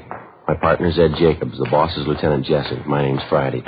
It was 10:23 a.m. when I got to room 83, the squad room. Joe, you catch up with the lieutenant? Yeah, in a meeting. He said he'd be out about 11:30. He wants us to handle it for the time being. Oh. Well, Joe, this is Officer Blanchard. This is my partner, Joe Friday. I'm glad to know you, Friday. I think I've seen you around Central a couple of times. Yeah, sure. How are you? Well, what's this thing all about? Do you mind telling me? You worked yesterday, didn't you? Yeah, that's right. My regular beat, South Central area. Anything out of the ordinary happen while you were on duty? No, not much. Made a couple of pinches, that's about all. Pretty quiet otherwise. Did you make one of those arrests at 7928 Cortlandt Avenue? Yeah, that's right. A woman, 2 men, users. All 3 of them were booked in violation of State Narcotics Act. Any of the 3 familiar to you at all, Blanchard? I mean, had you ever seen them before the time you arrested them? No, none of them. I knew the place, though. I've been keeping an eye on it lately. One of those old-fashioned homes converted into a rooming house. Uh-huh. I've been noticing some of the people going in and out of the place. They didn't look too good to me. That's why I say I've been keeping an eye on the house. Now, what's the story on this anyway? You get a kickback on the arrest I made? Well, we'd like to have your version of it first, Blanchard. Exactly what happened. How'd you come to make the pinch? Well, I was walking my regular beat. I think it was about 3:30 yesterday afternoon. I was going along Cortlandt, the 7900 block. A woman came out of the front door and hailed me. She complained about a 507 party in the house a couple doors down the street. And that was at number 7928, the boarding house? Yeah. I checked it out. The party was going on up on the 3rd floor. I went up, found the girl and the 2 men in the room facing on the street. The girl was fixing a pop for herself when I came in, 2 caps of heroin on the table in front of her. Mm-hmm. What'd you do then? I made a grab for the 2 caps. One of the guys beat me to it. He got him, ran to the next room, and tried to flush him down the drain. He didn't quite make it, though. I got one of the caps before he could get rid of it. What'd you do then, Blanchard? Well, I sat the 3 of them down, called into the office. I checked the room over while we were waiting, found 2 more caps of heroin, usual equipment to go with it. When the radio car showed up, the 3 of them were taken downtown to narcotics squad and booked. That's all I can tell you about it. Well, during the time you were waiting there in the room, Blanchard, did you have any trouble with the suspects at all? Well, I got a lot of talk from one of the men, a fellow by the name of Evans. He's supposed to run the boarding house. Claims he didn't have anything to do with it. He didn't know the girl was a hype. You know, the usual stuff. That was the extent of it? Just talk? Sure, that's all. Why? Well, that's not the story, according to Evans. He had his lawyer bail him out last night. He was in to file charges against you. Huh? What do you mean? Assault and battery. He claims that you worked him over for no reason at all. He says you beat him up and dislocated his shoulder. Oh, he's crazy. He's lying. I didn't work him over. Well, he says he's got witnesses to prove it, Blanchard. The 2 people who were with him, the woman, the other man. He says they'll swear that's what you did. Yeah, but it's not true. They're trying to cook up a frame. I didn't touch any of them. Well, this Evans looked like he's been mussed up, cuts and bruises all over his face. His shoulders fairly recent, too. Yeah, I know that, but I didn't do it. He was in the same shape when I found him up in that room yesterday. Matter of fact, I asked him about it. He wouldn't tell me. It's the truth, Sergeant, so help me. All 3 of them are lying. I didn't beat him up. Well, it's your word against theirs, Blanchard. The facts seem to favor Evans. I don't get this at all. Two of those people are known hypes. They'd swear anything for a free cap. You know that. What good is their word? Maybe no good at all. It's not up to us to decide. Evans filed a complaint. It's our job to follow through. Now, you're sure about the shape Evans was in when you found him up in that room yesterday, Blanchard? He was already marked up, is that right? I'm sure he was. I told you. I asked him about it. He wouldn't answer me. But you had no way of proving that you couldn't possibly have been responsible for it. Well, it's up to him, isn't it, Evans? If he says I worked him over, let him prove it. I'm afraid he's got the jump there. Two witnesses. Yeah, but they're lying. You must know that. They're lying. Well, now, look, you can see the position it puts us in. If you're innocent, we're going to do all we can. If you're guilty, we'll see that you get everything that's coming to you. Well, you know it as well as I do, Sergeant. I had no reason to beat him up. I didn't do it. Well, it's not up to us, Blanchard. The court will have to decide. Doesn't make sense. None of it does. There's no other way to handle it. We got 4,500 men in the department. We don't claim they're all saints. Once in a while, one of them turns bad, and all of us get a black eye. You're in a jam, Blanchard. Like anyone else, you'll get a fair trial. Yeah. Well, what happens now? Do I draw suspension? Yeah, that's right. If you're cleared of the charges in court, there'll be a hearing before the Board of Rights. Am I through right now? We'll have to book you in at the main jail. Case will be presented at the DA's office tomorrow. Doesn't make sense. I had no reason to beat up Evans. No reason at all. You sure of that, are you? What do you mean? Of course I'm sure. Well, Evans claims you did have a reason, a good one. What? Well, he says you handed him a proposition. He wouldn't go for it, so you worked him over. What do you mean? What kind of a proposition? A bad kind. Huh? He says you wanted a payoff. Investigating charges against a police officer involves exactly the same procedure as cases where private citizens are concerned. Prove the suspect innocent or guilty. If Blanchard was innocent, it wasn't going to be an easy job proving it. If he hadn't beat up the complainant, George Evans, and dislocated his shoulder, it seemed the only way out would be to find the man who did. Either that or prove that the two witnesses Evans had come up with were lying. If Blanchard was guilty, if he actually had slugged and beaten Evans, we had to find sufficient evidence and we had to find a motive. 11:10 a.m., Ed and I took Officer Harry Blanchard over to the main jail where he was booked in and lodged in one of the cell blocks. Then we went upstairs to the women's jail where we interviewed one of the witnesses to the alleged beating, an Eleanor Rowland. She'd had previous arrests for vagrancy, grand theft auto, and petty theft, as well as an established reputation as a user of narcotics. She was 23 years old.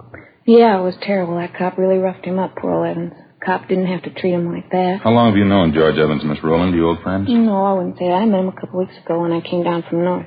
San Francisco? Portland. I was visiting up there. I'm a Portland girl originally. Well, how about this other man you were with at the time Officer Blanchard picked you up, this Ray Sherman? He an old friend? Buster? Yeah, I've known him a few years. Does he know Evans very well? Yeah, I guess you could say that. Ray's had a room at the boarding house a couple of years. I guess he's good friends with Evans. Say, can I ask you something? Yes, ma'am. You ever work narcotics up in Portland? No, ma'am, never have. Face is familiar. Could have sworn I met you in Portland. Do you want to run over that story again for us, Miss Rowland, about what happened yesterday? Not much to say, just same as I told you. You usually stay at Evans' rooming house when you're in town, do you? No, that's only the second time I was there. How about George Evans? Was he there at the time? No, not first. Me and Buster had a pop, and then we sat around and talked. Evans came in a little later. Three of us talked. Told me and Buster not to bring any more junk in the house. He didn't want to get into trouble. Didn't speak of the devil, a cop walked in. What happened then? Buster grabbed two caps off the table, tried to get rid of them. He only got rid of one, though. The cop got the other one. Well, how'd the argument start? Do you remember that? Between Evans and the officer, I mean. Well, I was a little high at the time. I don't remember it word for word. Evans said he didn't have anything to do with it, but the cop kept pressing him. He told Evans he'd forget about it if Evans would pay him off. Evans told him no, he wouldn't give him a cent, and the cop started beating him up. You were in the same room with him all this time? Yeah, Buster and me. We saw it all, poor old Evans. He really got worked over. Cop didn't have to treat him like that. Say, are you sure you're not from Portland? Yes, ma'am, I'm sure. Now, about how many times would you say the officer hit Evans? Oh, I couldn't tell you that exactly. Dozens of times, I guess. Kept hitting him with his fist, pushed him all around the room. I was a little high at the time. I don't remember everything exactly.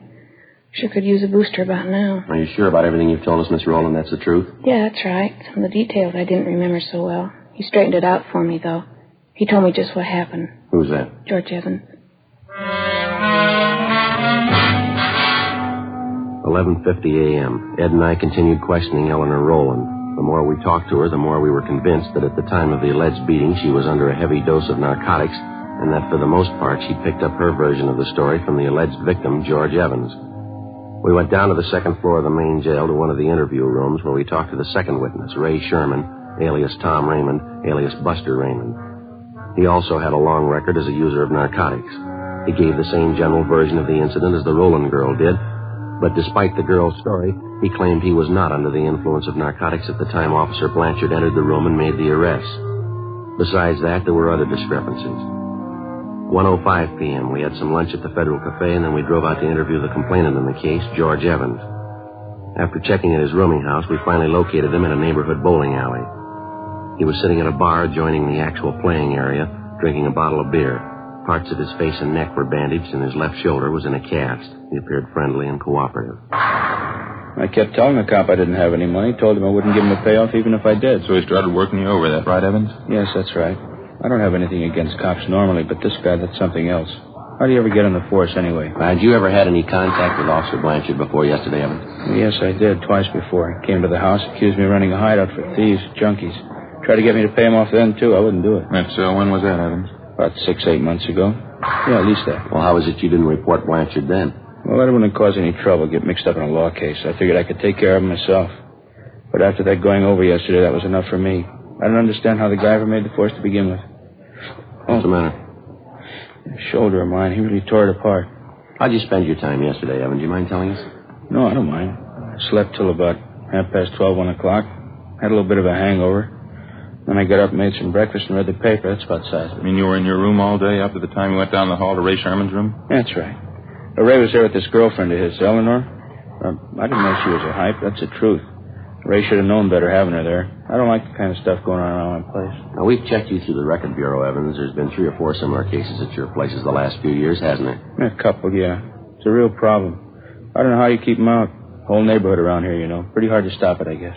We understand you were in the room there while the girl helped herself to a fix. Is that right? No, I wasn't in the room when she took the fix. I got there a couple minutes after. I didn't even know what was going on. You can ask Ray Sherman, the girl, too. They'll tell you I wasn't there. Well, that's something else we wanted to ask you about. Sherman and the girl don't seem too sure of their stories. Can you straighten us out there? How do you mean? Well, Sherman told us one thing, the girl tells us something else. Can't seem to get together. Yeah, but I told him. You told him what, Evan? Well, nothing. I told him to tell the truth, that's all. Stupid Ray. He doesn't know half the time what he's doing. Well, that doesn't make him much of a witness then, does it? What do you mean? He was there when that cop slugged me, beat me up. He could see that much. Well, that's just it. We're not sure he did. Huh? The girl says Blanchard worked you over in the living room there. Sherman says Blanchard took you out in the kitchen and beat you up. Now, which is it? I think I'm beginning to get the pitch. How's that? You're out to cover up for that cop. Is that it? Take care of your own? We're assigned to investigate this thing, Evans, just like any other criminal case. Blanchard's not getting any more of a break than any other suspect would. Yeah, sure. We still haven't asked our question. Where did it happen, living room or kitchen? The interview's all over, Sergeant. I got the pitch. You can take this back to your office. I'm going to get that cop convicted. If it's the last thing I do, you can count on that. What's the matter, Evans? All we did was ask you a simple question. Don't try to kid me, Sergeant. I got the angle. You're trying for a cover-up. Okay, go ahead and try. Now, look, why don't you snap out of it, mister? Nobody's trying to cover up unless it's you. Sherman and the girl are your witnesses. Some of the points of their stories don't check out. We want to clear them up. Does that sound unreasonable? I told you, Sergeant. It's no use. I got your angle. Answer me one more thing, Evans. You're on your own. I'm telling you nothing. Who was the doctor that treated you after you were beaten up? Down at Georgia Street, the emergency. You ought to know that. No, I mean for your shoulder. We checked over your car down at Georgia Street. No mention there of a dislocated shoulder. No, of course not. I didn't even know I had one until I was bailed out. I had my own doctor fix it. You mind giving us his name? Why should I? I was willing to go along, cooperate, then you started playing the cage. You're trying to cover up for that cop. Now you work it out on your own. All right, mister. Any way you want it. You bet that's the way I want it. You had this whole thing framed from the beginning. Now you're off the track, Evans. You're not kidding me. You're trying to prove that cop's innocent, trying to make me out a liar. What am I supposed to do, help you prove I'm a liar? No, you've helped enough already.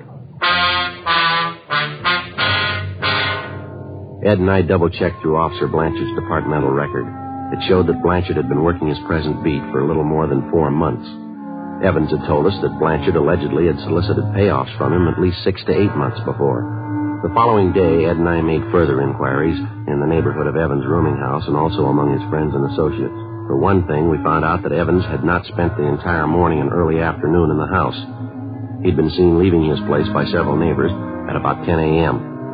Through one of his contacts, we got the address of an ex-wife, since remarried, a Marie Evans Zarconi. We located her in a small apartment in the East Wilshire district, a small brunette woman about 35. Now, you tell us she used to be married to Evans. Yeah, that's right. Well, what kind of business was Evans in when you were married to him, ma'am? Well, he had that rooming house over on Cortland Yes, Avenue. ma'am, we know about that. Was there anything else? What's the matter, anyway? Just a routine investigation. We'd like to have as much background on him as you can remember. Are you on fairly good terms with Evans now? No, I haven't seen him since we split up. About a year and a half ago, I think. That's why I couldn't stand him. What was the trouble, ma'am? You mind telling us? He just isn't much good, that's all. You find a lot of names to fit him. He was in everything. Well, how do you mean? That's why I got away from him. Every cheap, lousy racket you can think of, he was in it. Peddling dope, blackmail, making book. Some of the two-bit rackets, he's been in all of them. One after the other. I had to get away. The rooming house on Cortland Avenue, that's where he's been operating all this time? As long as I've known him, yeah. About 3 years, I'd say. Mm-hmm. Is narcotics just a sideline with him, or does he go in for it pretty heavy? He was in it pretty heavy when I left him. I don't know what he's been doing since. I don't care. Just soon forget all about it. Yes, ma'am, I can understand. What's the matter now, anyway? Got a case against him? Well, not exactly. Evans has filed against a police officer, assault and battery, soliciting a bribe. We're investigating the charges. Sounds like him. Some cop really rough him up? Well, we don't know, ma'am. That's what we're trying to find out. Oh. Well, I'd like to help you out. Don't think I can, though. Well, just one more question, ma'am. While you were married to Evans, did you have a family doctor? I mean, one that you called regularly when you were sick? Yeah, we did. Why? Well, what was his name? Can you remember? Yeah, Dr. Chase. Would you like his address? 2:47 p.m. We got to Dr. Chase's office, and luckily we found him in. Take a look at this magazine, Joe. What? National Geographic. Looks like a real old one, wouldn't you say? Yeah, it sure does. Cover's torn off there. Yeah. What do you know about that? It's older than I thought. Look at this here. Yeah, what do you got? These pictures, eh? Look. 4 pages of them. Pretty grand affair, huh? Yeah. Teddy Roosevelt breaks ground for Panama Canal. How about that? Yeah. Sorry to keep you waiting, gentlemen. That's perfectly all right, Doctor. Let's see now. You want to know about... Mr. Evans, Doctor. George Evans. Oh, yes, Evans. What was it exactly, Sergeant? What did you have in mind? Well, the first thing we'd like to know is if you've treated Evans recently, the last week or so. Yes, as a matter of fact, I have. He was in here, well, let me see now. Let's see, yes, I thought so. He was in here 3 days ago. I had some bad cuts and bruises. Mm-hmm. They'd already been treated, though. There wasn't much I could do. Was there anything else wrong with him, Doctor? No, not actually. I examined his shoulder. He insisted it hurt him. He wanted me to put it in a cast. Mm-hmm. You put the cast on, did you? Well, there really wasn't any need for it, but I put it on anyway. A little bit of psychiatry. Thought it'd make him feel better. Well, how do you mean, Doctor? Wasn't any need for it? Just one of those peculiar things. I've been treating Evans for some time, you know. Yes, sir. That's what we understand. It's fairly unusual. Hardly a rare case, though. Suppose you might call it a trick shoulder. Looks as though it might be dislocated, but it actually isn't. I think it's voluntary. You mean he could do this thing himself? Oh, yes. He can make it appear dislocated anytime he wants.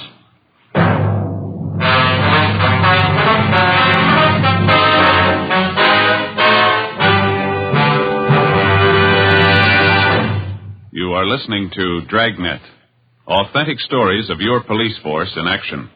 Fatima, America's first largest-selling blended cigarette. Now, best of all, king-size cigarettes. Prove it yourself today. Compare Fatima with any other king-size cigarette. 1. Fatima's length filters the smoke 85 millimeters for your protection. 2. Fatima's length cools the smoke for your protection. 3. Fatima's length gives you those extra puffs, 21% longer than standard cigarette size. And you get an extra mild and soothing smoke, plus the added protection of Fatima quality. Friends, in Fatima, the difference is quality. Fatima contains the finest domestic and Turkish tobaccos superbly blended. And Fatima is extra mild, with a much different, much better flavor and aroma. Because of its quality, its extra mildness, its better flavor and aroma, more smokers now insist on Fatima than ever before. Switch to Fatima today. Remember, each king-size Fatima filters and cools the smoke, gives you those extra puffs, and you get an extra mild and soothing smoke, plus the added protection of Fatima quality. Buy Fatima. Best of all, king-size cigarettes.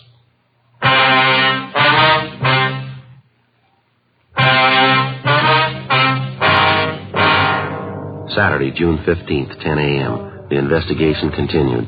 Meantime, the newspapers were still making front-page material out of the story. One of the morning banner lines read, "Cop slugs cripples citizen to get payoff," and another one, "Police brutality rouses entire city." Our investigation went on. Early Saturday afternoon, Ed and I succeeded in locating a former friend of Evans who told us that he'd seen him downtown the morning of the day on which the alleged beating had taken place. At the same time, Evans had told us he was in bed nursing a hangover. The former friend, a Fred Werner, said Evans was in the company of 2 known gamblers, Carl Sweetser and Stanley Parrish. He told us that he'd spotted the 3 of them together at about 11:45 a.m. We questioned Sweetser and Parrish, but they refused to tell us anything. They admitted that they were acquainted with Evans, but they knew nothing about the beating he'd received. We continued making the rounds. 5:30 p.m. We dropped to the main jail and questioned Evans' 2 witnesses again, Ray Sherman and Eleanor Rowland. We got the same stories as before. 6:18 p.m. We got back to the city hall. Long stretch, huh? Sure be glad to get home. Yeah. Not a bad day, though. We had fair luck, didn't we? I suppose so. It could always be better. Sure like to get the straight story one way or the other. You want to check the book, Ed, see if we got anything? Yeah, okay. No, not much, Joe. Call from a Tom Donnelly, you know him? Donnelly? No, that doesn't sound too familiar to me. I got it. Personnel Jacobs. How's that? I'm afraid he's gone for the night. Yeah, huh? No, I'm sorry. I wouldn't know. All right, thank you. There's another message here for us, Joe, in the book. Yeah? From Blanchard's wife again. I'm getting to feel pretty silly about it, telling her the same thing night after night. Why don't you call her tonight? Well, you've been doing all right. Why give up now? Personnel, Friday. Yeah. What was that? Mm-hmm. Your name? Yeah, okay. Uh-huh. 10 o'clock tonight? All right, that's fine. That's so. Sure. Yeah, we'll meet you. Okay. 10 o'clock. Yeah, fine. Bye. Sounds pretty good. Who was it? Guy by the name of Martin Kimbrough says he knows George Evans. He wants to talk to us tonight. What's the pitch? I don't know. Might be straight, might not. What'd he say? About Evans being worked over. He claims he knows all about it. Yeah? He says Blanchard couldn't possibly have done it. 7:05 p.m. We went over to Frank Tang's place, had some dinner, and then we drove out to interview the man who'd identified himself on the phone as Martin Kimbrough. We located him at the designated meeting place, a small bar just off Beverly Boulevard and Normandy Avenue. Kimbrough was a small man, slight build, middle-aged. He seemed less sure of himself than he did on the phone. He said that he knew George Evans fairly well and that up until 6 months before he'd been on good terms with him. He didn't go into details, but he gave us the general idea that Evans had cheated him on some business deal the two of them had been engaged in. We asked Kimbrough about the beating Evans had taken. He said it was common knowledge among the people he traveled with that gamblers Carl Sweetser and Stanley Parrish were responsible for beating up Evans. He'd welched on a gambling debt, and the two of them had been after him for months to pay off. He also said he knew a close friend of the two gamblers who told him that in private, Carl Sweetser openly boasted of beating up Evans. According to Kimbrough, the beating had taken place about 1 p.m. the Monday before, the same day Officer Blanchard allegedly had given him the beating. We located Sweetser in the coffee shop of a small hotel on South Rampart Street. I'm afraid I don't know what you're talking about, Sergeant. I don't know any George Evans. I've never heard of him. We understand you do, Sweetser. Heard you used to play cards with him. Got it from a couple of people. That's all. I guess they made a mistake. I don't remember the name at all. If he's going under a different one, huh? Well, how about his description? You ought to remember that. Well, maybe I meet quite a few people. It's kind of hard to place all of them, you know. What kind of look like? Well, he's tall, dark complexion, dark hair, scar under his chin. He dresses pretty well, usually wears a suit. No, doesn't mean a thing to me. Runs a rooming house over on Cortlandt Avenue. He's been in quite a few rackets on and off. No, sorry. I'm afraid I wouldn't know him. Now, look, we haven't got any beef with you, Sweetser. That's not the point. Evans is trying to get away with a fast one. We're out to stop him. We could use your help. How about it? I don't see how I can help you. What's the beef, anyway? We think you know. It's been all over the newspapers the last couple of days. Oh, yeah. A young cop? What's Evans got against him, anyway? He's trying to save face. We figure that's what we hear, anyway. Well, what do you mean? Well, I think you know how Evans likes to play the big shot. It wouldn't do his stock much good around town if the real story got out. I don't follow. What story are you talking about? About his welching on a gambling tab, getting roughed up. If he says a cop did it, makes him look a lot better, doesn't it? He comes out of it pretty clean that way, doesn't he? Yeah, pass us all, huh? Yeah, sure. Why don't you guys have some coffee? I hate to eat alone. Okay, as soon as the waitress comes around. Yeah. Oh, what else you hear about this Evans? Pretty bad boy, that, right? Bad enough. He's got a fast mouth, telling quite a few stories around the neighborhood. That's so. Yeah, I might remember him. Tall, dark guy who runs a rooming house. Yeah, that's right. You should remember him. He's mentioned you in a couple of the stories he's passing around. Yeah, where'd you get that? Talking to a fellow last night. He says Evans claims that card game he was in with you was rigged. That's why he didn't pay you off. He claims you and Stan Parrish framed the whole thing. Is that right? That's a laugh. Huh? Phony bums are all alike. Lose a couple of dollars and squeal like a pig. What's this Evans doing now? He's up for narcotics rap. He's out on bail. Cheap punk. What's your stake in this thing? We're trying to clear the thing up. Apparently, Evans figures he's going to frame the young cop, save face, talk himself out of a bad situation. Oh, what do you want from me? The truth. I'm not going to talk myself into jail, young cop or not. We're not asking you to. You want to clear the case, huh? All you need is proof the cop didn't give Evans a working over. That's right. Okay, you got a deal. Without actually incriminating himself in any way, Carl Sweetser gave us information and leads which, after they were checked out, showed definitely that George Evans was slugged and beaten in a neighborhood at least a mile from his rooming house. We talked to half a dozen people who saw Evans in that neighborhood shortly after 1 p.m., the day of the incident. We talked to the clerk at the drugstore where Evans went to buy iodine and bandages. They all told us that he bore the markings of a severe beating as early as 1 o'clock that afternoon. Evans had told us repeatedly that he'd received the beating at the hands of Officer Blanchard no earlier than 3 or 3:15 that afternoon. Ed and I drove over to the main jail where we interviewed Evans' two witnesses again. The girl, Eleanor Rowland, was the first to break. She admitted that Evans had promised both her and her friend, Ray Sherman, $50 apiece if they would go along with him in his plan to frame Officer Blanchard for assault and battery and soliciting a bribe. After an hour of questioning, Sherman admitted the same thing. We had a stenographer take their statements. 4:50 p.m., Ed and I got in the car and drove out to the rooming house on Cortlandt Avenue. Yeah? Oh, how are you, Sergeant? You want to get your coat, Evans? Like to see you downtown. What for? What's it about? Filing a false report. You know the story. What are you talking about? What do you mean a false report? You've been checked out all over town, Evans. Your doctor, your ex-wife, your gambling friends. We talked to them all. So what? What's that prove anyway? Proves you were lying, mister. That young officer, Blanchard, he didn't beat you up. There's nothing wrong with your shoulder either. Dr. Chase will vouch for that. Look, I don't care what he says. I don't care what any of them say. I got my case against that cop. I'm sticking with it. You're not going to talk to me. Why don't you give it up, Evans? We had a talk with Carl Sweetser. What did he tell you? Enough to convince us you're trying to frame Blanchard. We've got statements from people who saw you before you got back home Monday afternoon. They say you were mussed up then. That was at 1 o'clock in the afternoon. You've been telling us Blanchard wasn't at your place till 3 o'clock. Now, how do you explain that? Well, I don't know. Maybe I didn't have the time right. My watch could have been off. Doesn't make any difference anyway. It's going to make a lot of difference. How about getting your coat? I'm going to call my lawyer first. That isn't going to do much good. We've got statements from your two witnesses, Ray Sherman and the girl. They've admitted the whole thing. Now, you haven't got much of a case left. I don't care what they say. They're lying. Both of them, they're lying. You ought to know, mister. What? You taught them how.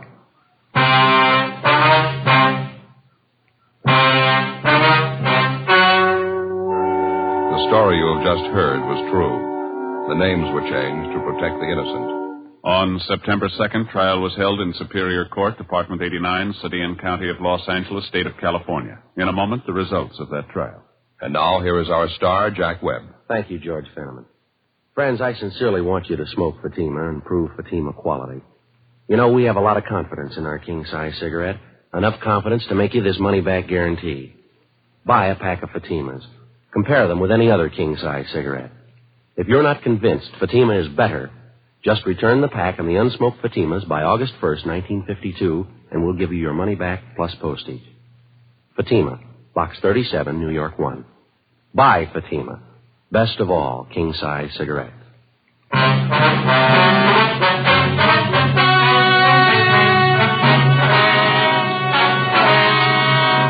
A complaint was received on George Evans from the city attorney's office for violation of Section 5243 Municipal Code, filing a false report to the police department, a misdemeanor. He received a sentence of 30 days in the county jail.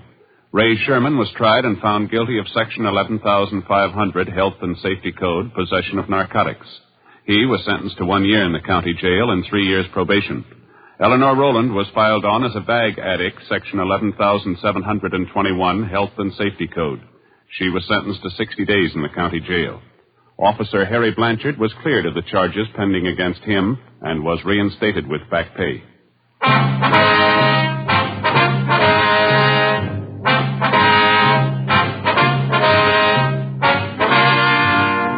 You have just heard Dragnet, a series of authentic cases from official files. Technical advice comes from the Office of Chief of Police W.H. Parker, Los Angeles Police Department. Technical advisors Captain Jack Donahoe, Sergeant Marty Wynn, and Sergeant Vance Brasher. Heard tonight were Barney Phillips and Whit Connor. Script by Jim Moser. Music by Walter Schumann. Hal Gibney speaking. Fatima Cigarettes, best of all king-size cigarettes, has brought you Dragnet, transcribed from Los Angeles.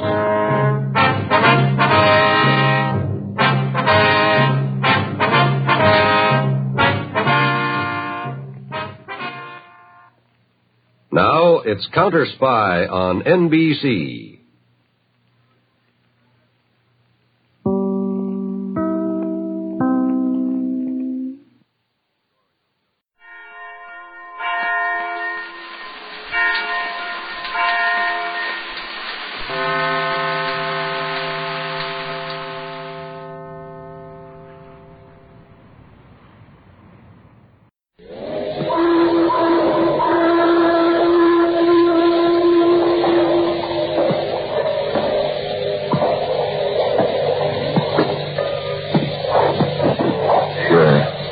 Novak For Hire.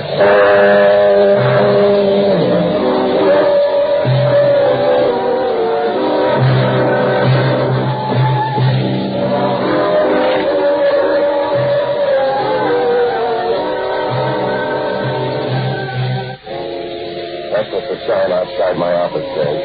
At Novak For Hire. Or you can set it to music or put it up in neon. But down here on the waterfront in San Francisco, you're too busy staying alive to worry about the next guy unless he's pointing a gun. Most of the time, you got as much chance as a fly-paper fly on a solo flight. But it works out. Oh, I rent boats and do anything else to keep my stomach and my conscience running even. It's like juggling hot marbles on a high wire. But it's a living. You haven't any more kick coming than a swimmer diving into an empty pool. I found that out last Tuesday night. I was sitting in my office after dinner, watching the fog stream through the gate and wrap up the bay for the night. Up on Russian Hill, the lights were just going on in the $1,000 a month apartments, and right away you got a picture of warm rooms and cold martinis. And if I was feeling sorry for myself, so I started to page through an old address book full of bad debts and tired memories. I was getting over to the page, and the regrets were piling up around my knees when the phone rang. Novak, Sergeant. This is Father Lane, Patsy. Are you busy? Yeah, Father. Carrying up old phone numbers. Are you reforming or angry? Neither one, Father. They just wore out. You sound sad, Patsy. Expect them to last forever? Nothing's that good. What's on your mind? I want to ask you a favor. Make it a small one, Father. I'm all out of big ones. It's a small one, Patsy, for you. Yeah, another customer told me the same thing, Father. His brother was on the way to the chair. He wanted me to smuggle in some rubber underwear. I'm asking, Patsy, not begging. Okay, Father. What do you need? Can you see me in about an hour, right after the evening rosary? When's it over? Oh, about 8:30. But don't be afraid of coming early. No, I'll take a ring check on that, Father. That's what Noah's friends used to say. I'll see you at 8:30.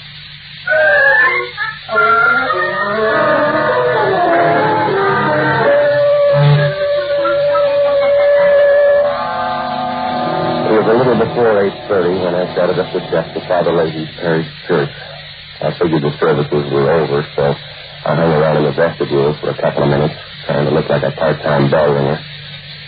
The last few people straggled out, and then an altar boy came out and gave me the high sign. He was a clean, Irish-looking little kid with a face the size of a minute and just about as young. Are you Mr. Novak, sir?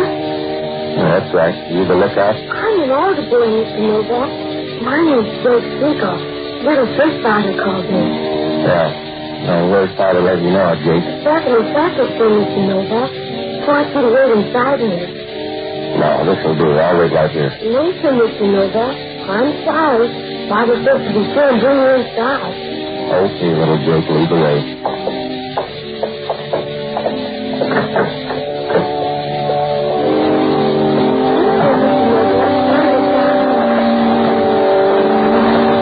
I was too busy trying to act like I knew my way around to pay much attention to that fat, chunky little guy when he stood up in the back pew a couple of aisles over.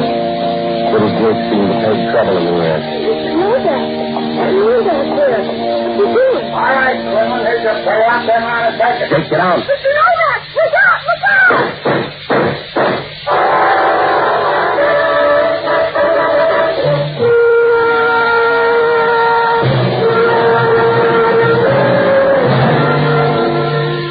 Down on the waterfront, you learn early to look for trouble, any place, any time.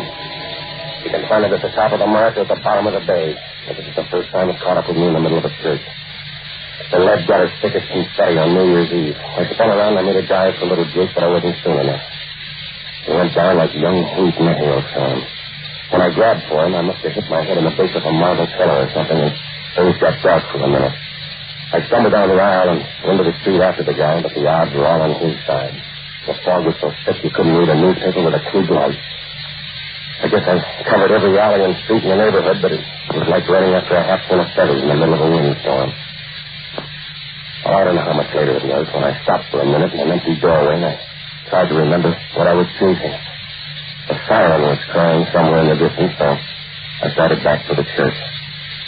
The coroner's wagon was just pulling away when I got there, and Father Leahy had disappeared. I saw a light in the rectory, so I went upstairs and rang the bell. He came to the door in his shirt sleeves. He just stood there for a minute looking at me. Then he motioned me inside. You want to see me, Father? Yes. Be here. Don? The kid, Father. Little Jake. What do you think? Yeah. It goes fast? Instantly. I'll get the guy, Father. I'm not asking that, Patsy. I'm not asking you for anything anymore, unless I need trouble. No, somebody told you a bad story, Father. That wasn't my gun. I should have known better than to call you. I should have known it meant trouble. It's your middle name, Patsy. You're married to it. You're looking for the wrong man. It wasn't my party. I called you here tonight to ask you a favor, Patsy. Anything you want, Father. It's too late now. We were going to have an auto boys picnic tomorrow at Paradise Cove. I wanted to borrow one of your boats. We won't be going now, Patsy. We've got a funeral instead. Yeah. What do you want me to say? Don't say anything, Patsy. Just listen for a minute. I asked you to come up here tonight, but I didn't tell you to bring your friends. If you've got any private fights with those waterfront hoods, that's your business. But don't bring your beast into the trip. And I tell you, I never saw the guy before. I don't know anything about it. He's shooting at you when he hit little Jake, wasn't he? What else am I supposed to think? Yeah. They find him where he done? Nothing yet. They will tell you, Patsy. I like you better without the temper, Father. And I like you better before your hands got dirty, Patsy. I warned you about that waterfront crowd, the cheap thugs, the cheap women. I told you, Patsy, roll around in dirt long enough and some of it's bound to stick to you. You got it all over your face and your hands, and it's working inside you, Patsy. It's working in deep. That's the end of the sermon, Father? I tried to warn you, but you had to figure. Well, figure this one, Patsy. There's a 9-year-old kid on his way to the morgue. He stepped in front of a bullet and saved your life. Now go ahead. Figure. Yeah, I will, Father. But you better be on call when I catch up with the guy. He's going to have a lot of praying to do.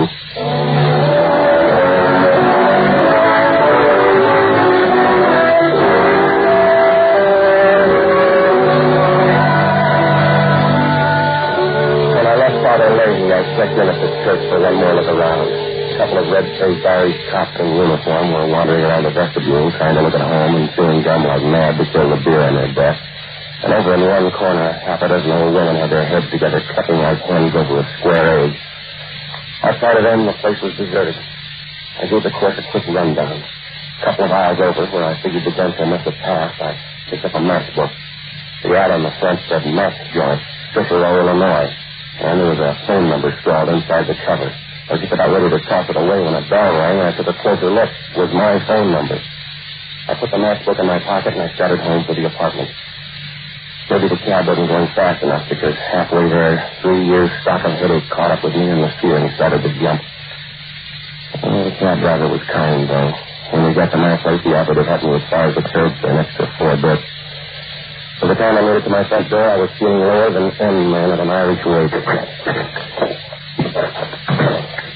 The reception committee didn't help much. They were short and dark, all three of them, with rolls of loose, oily fat where their necks should have been, and small pig eyes that squinted through the cigar smoke rolling out of wide nostrils and up their faces. Hiya, Novak. How do you feel? Lots better after you found the door. Hey, Jack. Novak don't like it. He'll come to any case. No, they don't build stomachs that strong. Be nice. It's easier that way. Now, look, Buster, I don't know who you three pigs are. Novak. Remember, be nice. Yeah, I remember. You West Coast punks are all alike, Novak. Couple of chats and you cry. Ain't that right, love? Maybe Novak's tired, fellas. Up him into a chair. Yeah, Novak. Sit down. Bud wants to say something. All right, then say it and get out of here. We want the gun, Novak. We want the papers that go with it. Sounds like a great puzzle. Sorry, I can't help with the answers.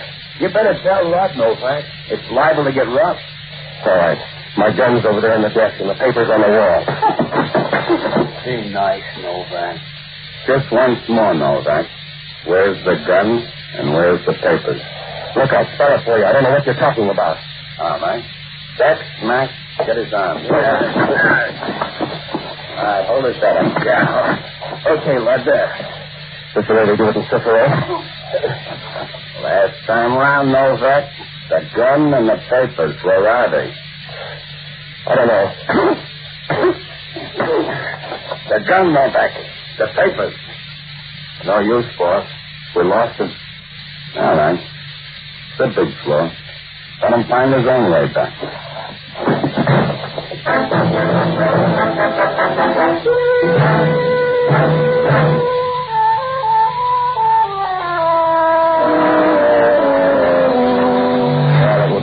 night for summer. When I woke up, the sun was bleeding through a rip in the blinds, and there was a funny smell in the room. My stomach felt like a piece of practice work at a Boy Scout class. And then the room got noisy. You wake up slow, Novak. Have a hard night? Oh, you're never on time for the party, are you, Hellman? I'm choosy, Novak. I don't like your friend. All right, then take up social work. What's the occasion? I got a phone tip. Thought I'd drop up for a visit. Having fun? Yeah. There's a gal in the kitchen board the desk. Huh? Take a look. Look at hard. Who is she? Sally Kimball. That's what her driver's license says. Your friend of yours? How would I know? Even her mother couldn't tell. Nice stuff, isn't she, Novak? Must have been a rough party. I wouldn't know, Hellman. I closed early. It's your joint. What happened? I said I closed early. 3 Dunsels were drinking my scotch when I got home about 10:30. They were anxious about a gun and some papers, and they figured I could put them straight. I couldn't, so they laid me out. Now tell me how sorry you are. I bleed for you, Novak. Now let's have it straight. That's as straight as you're going to get it, Hellman. If it's not exciting enough, try Esquire. You talk brave for a funk in hot water. I'm not going to scream till it burns. Then you better start practicing, Novak, because I'm going to burn you. You better hurry, Hellman. Your pension's catching up with you. Watch your mouth, Novak. You're not talking to your dental friend. Now, that's hard to tell, Hellman. You both use the same technique. Now, show me the warrant before I start charging you rent. That dame's body is all the warrant I need, Novak. Now talk. How did she get so dead? I told you once. Pick up the 3 Dunsels and ask them. What they look like? Like you. The size smaller. They're from the east around Chicago. What else? They wouldn't leave their birth certificate. Go ahead, smart boy. Get in all the laughs you can.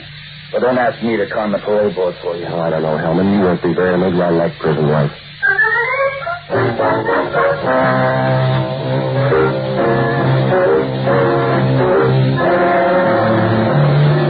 When you're knee-deep in the rain and your boots spring a leak, you might as well throw them away and take your chances barefoot. Hellman and his boys left with the body, and I grabbed a handful of aspirin and a cold shower. Then I started out to look for the only honest guy I know, an ex-doctor and a boozer by the name of Jocko Madigan. A pretty smart man until he found out you can poison your worries at $4 a fifth. I finally found him sitting in the middle of a bourbon fog in a little Spanish joint somewhere on the edge of the Excelsior district. He was down at the end of the bar trying his best to make time with a plaster bust of Queen Isabella. Pepsi, you're just in time for a short one. Bartender, hand me that vase. Come on, Jocko, sober up. I got to talk to you. Pepsi. Here's to your own peculiar brand of happiness. Jocko, will you cut it out? Pepsi, I don't mean to be rude or ungentlemanly, but I don't think I altogether approve of the clientele in this place. Yeah. This woman next to me, Pepsi, the one with the stony gaze, she's been here ever since I came in. And I don't mean to be uncharitable, but I think she's the picture of a perfect boy. All right. Patsy, to a member of the old Castilian school, there can be no excuse for the conduct she's exhibited. Why, do you know, I was even good enough to buy her 3 rounds of Portuguese brandy, imported, mind you. But what do I get for my pains? Not even a civil thank you. All right, Jocko. I've been sitting here in the most gentlemanly way, sipping this delicate nectar in great mouthfuls and trying to keep the party going. But does she help? No. I've talked to her about politics, medicine, literature, Keats, Byron, Shelley, Nick Kenny. I even talked about the weather. Jocko, she's a statue. She's a simple oversight, Patsy. Might happen to anyone. Listen a minute, will you? I'm in trouble. You're always in trouble, Patsy, and that's the way you stay till you find some kind of moral rudder. You've got to find direction instead of trying to be so righteous in an evil sort of way. Get in tune with our decaying civilization. Like me, Patsy. Why tempt the fate? It's much more practical to buy off your destiny with a good fifth of Irish whiskey. You are through, Jocko? Yes. What kind of trouble this time? 3 Dunsels from the east. They're shooting up the town, and I'm running front for their murder rap. Patsy, why not plead guilty? The rest might do you good. Somebody shot a 9-year-old kid, an older boy. Oh. Where did that happen? Inside a lady's church. The guns were taken in for somebody else and started shooting. Problem's getting bigger, Patsy. What am I supposed to do? I want you to check on a guy by the name of Mike Quinlan. Also a girl, Sally Kimball. Tagged by the Examiner and the Chronicle morgues and made around the horse parlors out on Eddy Street, will you? Find out everything you can. Well, all right, Patsy, but you've broken up a beautiful party. You've disillusioned me about Queen Isabella here, and I've suddenly grown dreadfully thirsty again.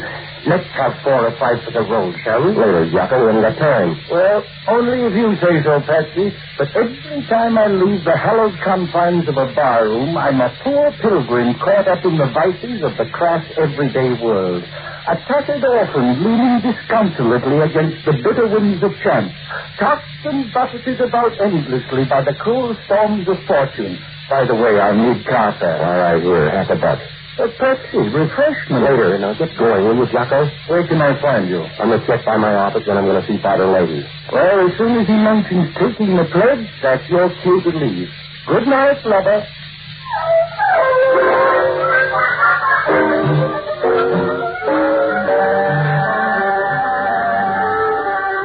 When I left Jocko, I caught a cab downtown, and on the way, I started hunting for just a piece of the answer. But all I got was questions. Who were the three gunfuls, and what was the stuff they were after? Mike Quinlan, where did he fit in? And that dead girl in my apartment, who did she belong to? Well, the zeros were piling up faster than flies on donuts when the cab pulled up for a stop sign at 16th and Mission, and a little guy with a worried mouth and a loud sports shirt jumped in. His lips were wound around a phony kind of smile, like a head waiter just before he hands you the check for a big party. It's okay, driver. We're friends. How are you, mister?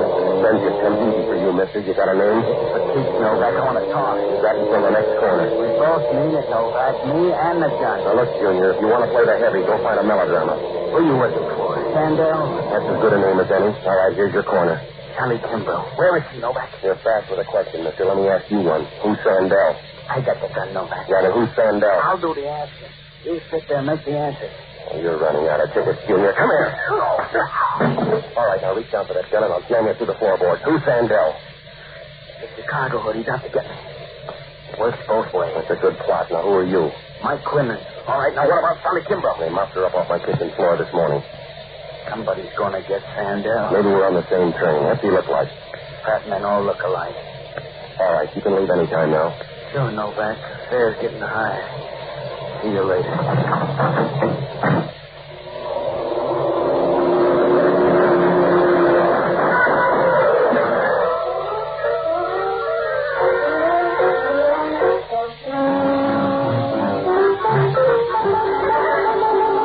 Went faster than a Mexican divorce. The black sedan pounded by on all 12, and Quinlan folded up like a playpen in a high wind.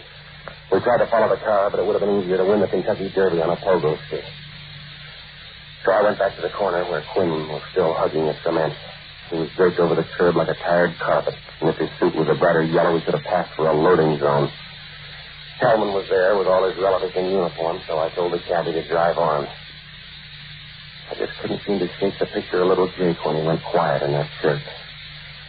Well, when I got close to a phone, I paid off the cabbie and I put in a call to Jocko. I called Newton at the examiner morgue, and he said that Jocko had just left, so I called Breen. I asked for the guy who was drinking the cheapest whiskey in the tallest glass. Council Madigan speaking. This is Novak. How'd you make out? Let me tell you about these packet newspaper men down here. Men of high birth, Patsy. True breeding. They like Scotch almost as much as I do. What'd you find out about Quinlan? My Eddie Street informant tagged him as an ex-con, Patsy. Sent up for armed robbery in 1940 and paroled about 2 weeks ago from Joliet. Quinlan had a few dealings with a man named Lud Sandell. From what I can gather, Quinlan's supposed to have taken the rap for Sandell and his brother. What else? Quinlan is a local boy out of Bernal Heights. He has a sister, Patsy. She belongs to Sandell. She's probably the only sales girl in town with a 6-room apartment in the best part of the marina. You got the address? Bayview Towers, down at the foot of Fillmore Street. Sounds good. Maybe she has a friend. Did you get anything else on Sandell? The Third Street bed tells me he's active instead of a slot machine route. I gather he's the pushy type. Thanks, Jocko. I'll see you at the apartment. Oh, Patsy, on your way home, pick up something for dinner at the delicatessen, will you? There's stuff in the icebox. Fix yourself a sandwich. Patsy, dinner without bourbon is life without hope. I'll borrow from the neighbors. Good night, lover.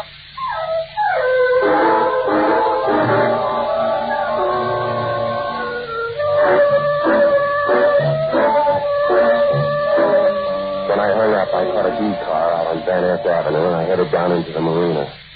The answer box was still stocked with questions, and little Jake Stiller held a 4-lap lead, but at least the field was getting thin.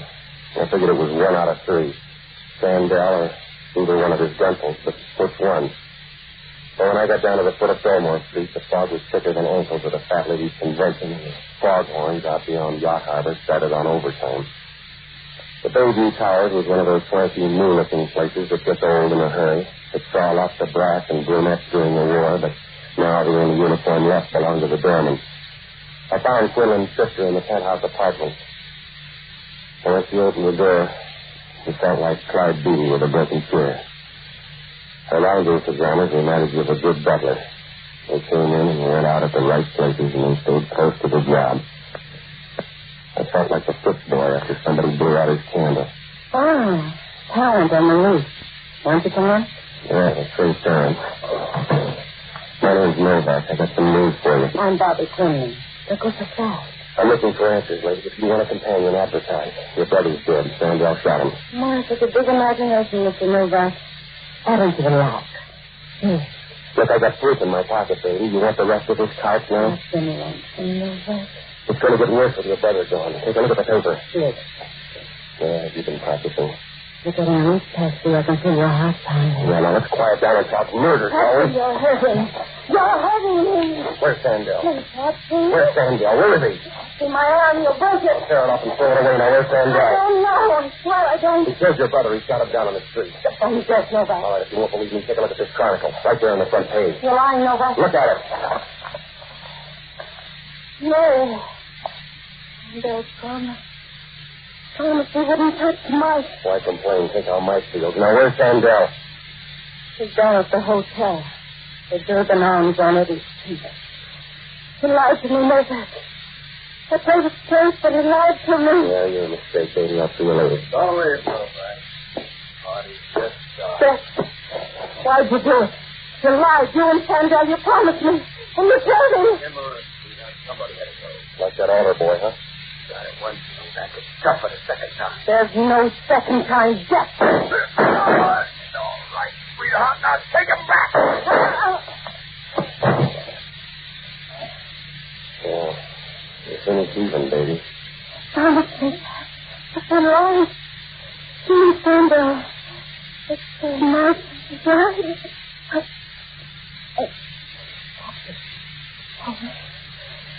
Hold me fast. Sorry, baby. You make this trip alone.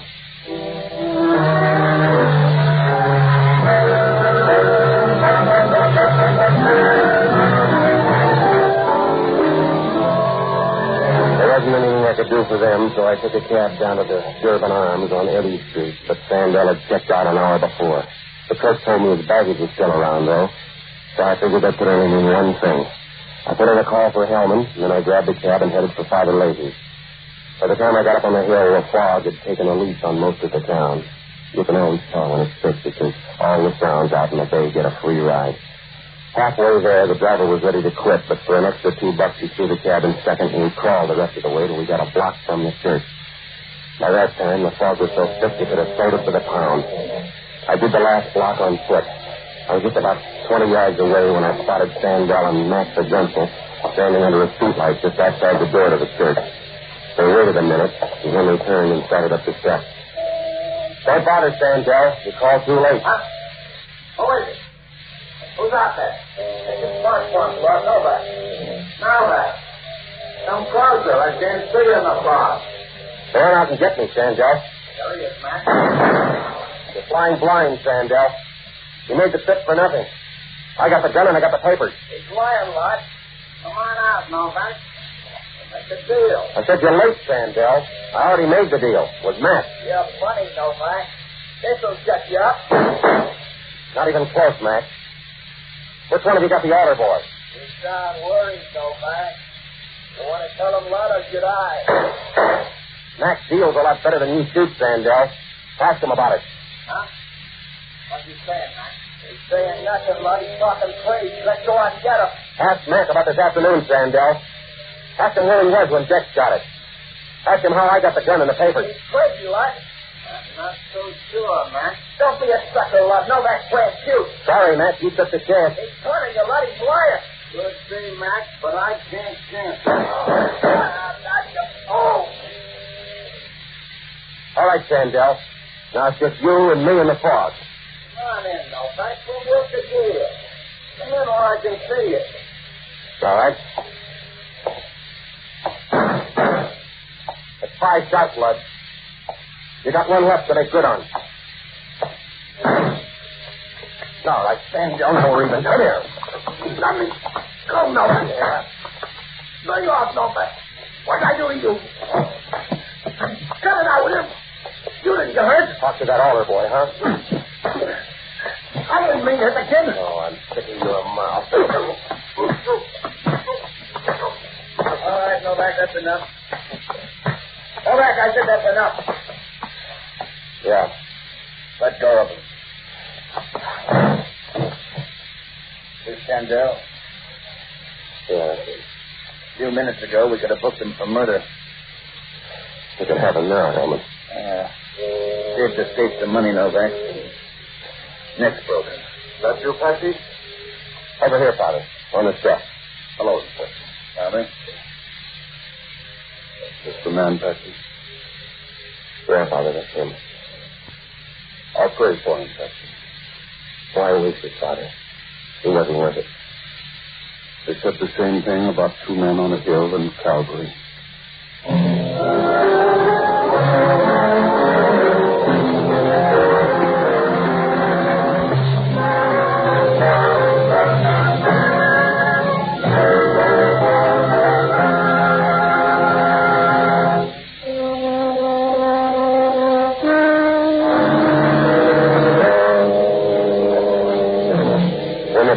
The next morning, things got a lot clearer for everybody. The story was the cheaper at the time, but then so were the characters.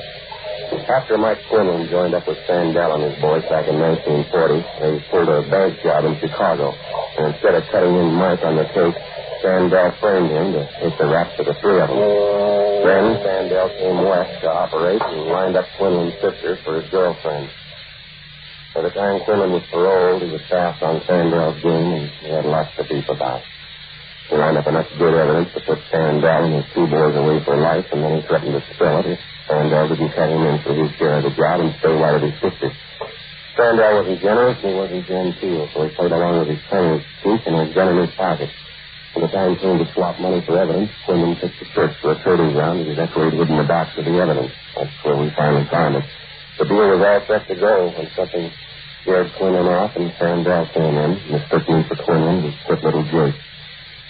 Sandell's boys tried to get at Quinlan through his girl, Sally Kimbrough, and when she wouldn't spill, they killed her and planted the body in my apartment to take care of the opposition.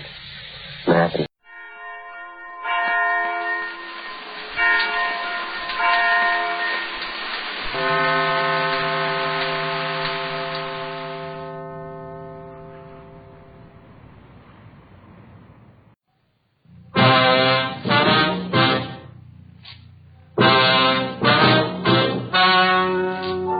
The story you are about to hear is true. The names have been changed to protect the innocent. Fatima Cigarettes, best of all king-size cigarettes, brings you Dragnet on both radio and television.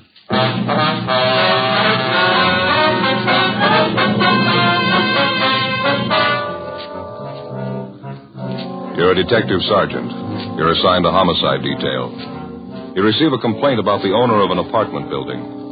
He signs leases for the apartments, then he threatens to kill the tenants if they move in. Your job? Investigate.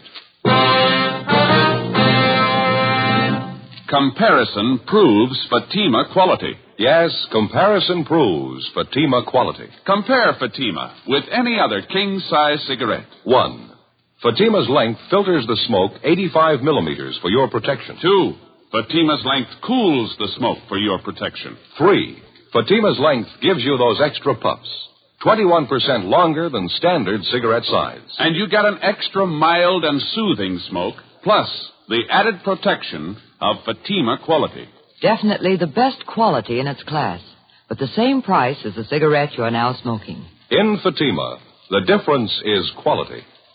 Buy Fatima in the bright, sunny yellow pack. Best of all, king-size cigarettes.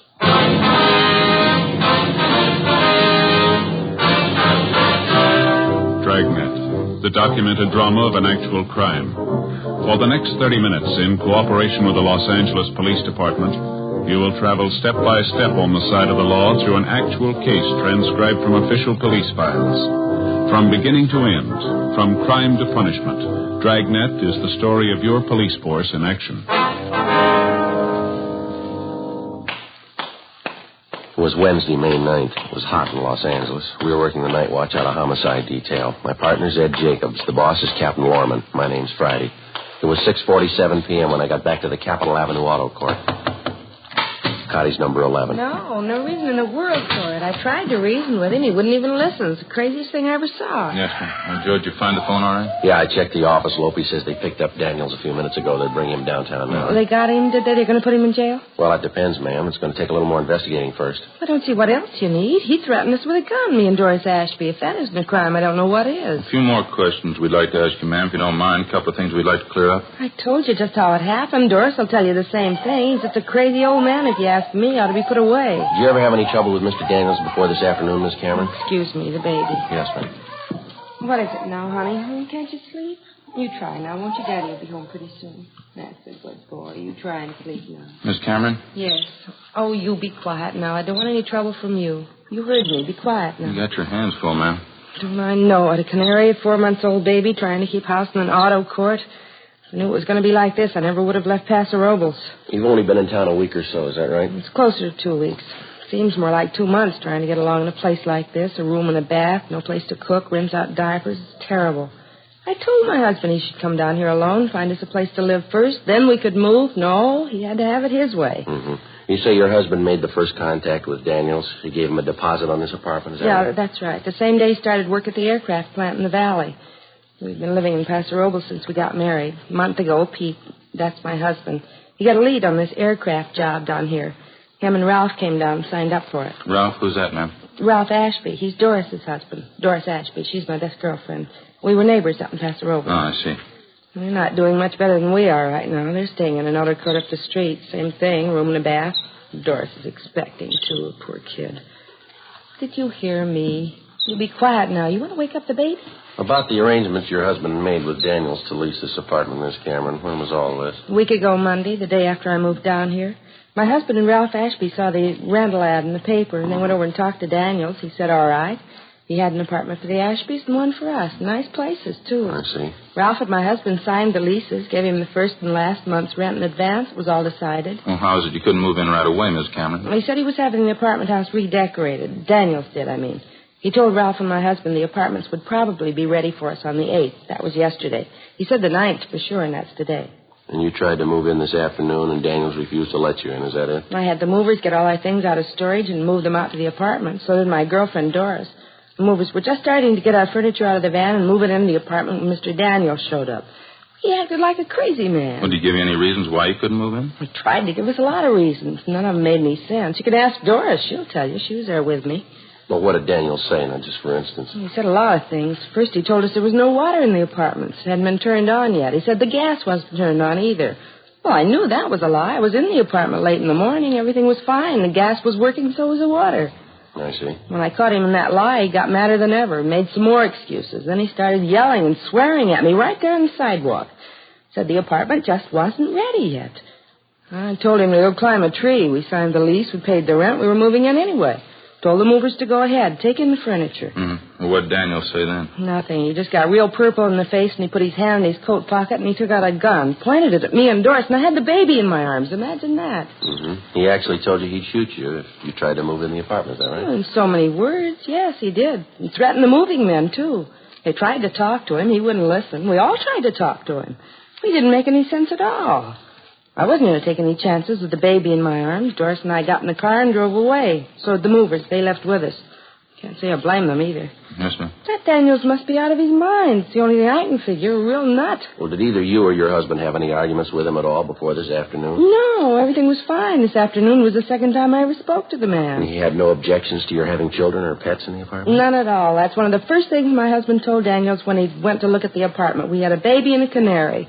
Daniel said it was all right with him. He didn't object at all. I understand there's 6 apartments in the building, Miss Cameron, that right? Yes, that's right. They're all vacant as far as I know. Daniels just bought the building a month ago. That's what he told my husband anyway. He had the place redecorated and the work was all done. The apartments are just sitting there. That's why I can't understand it. Why won't he let us move in? Yes, ma'am. We paid our money, signed the lease.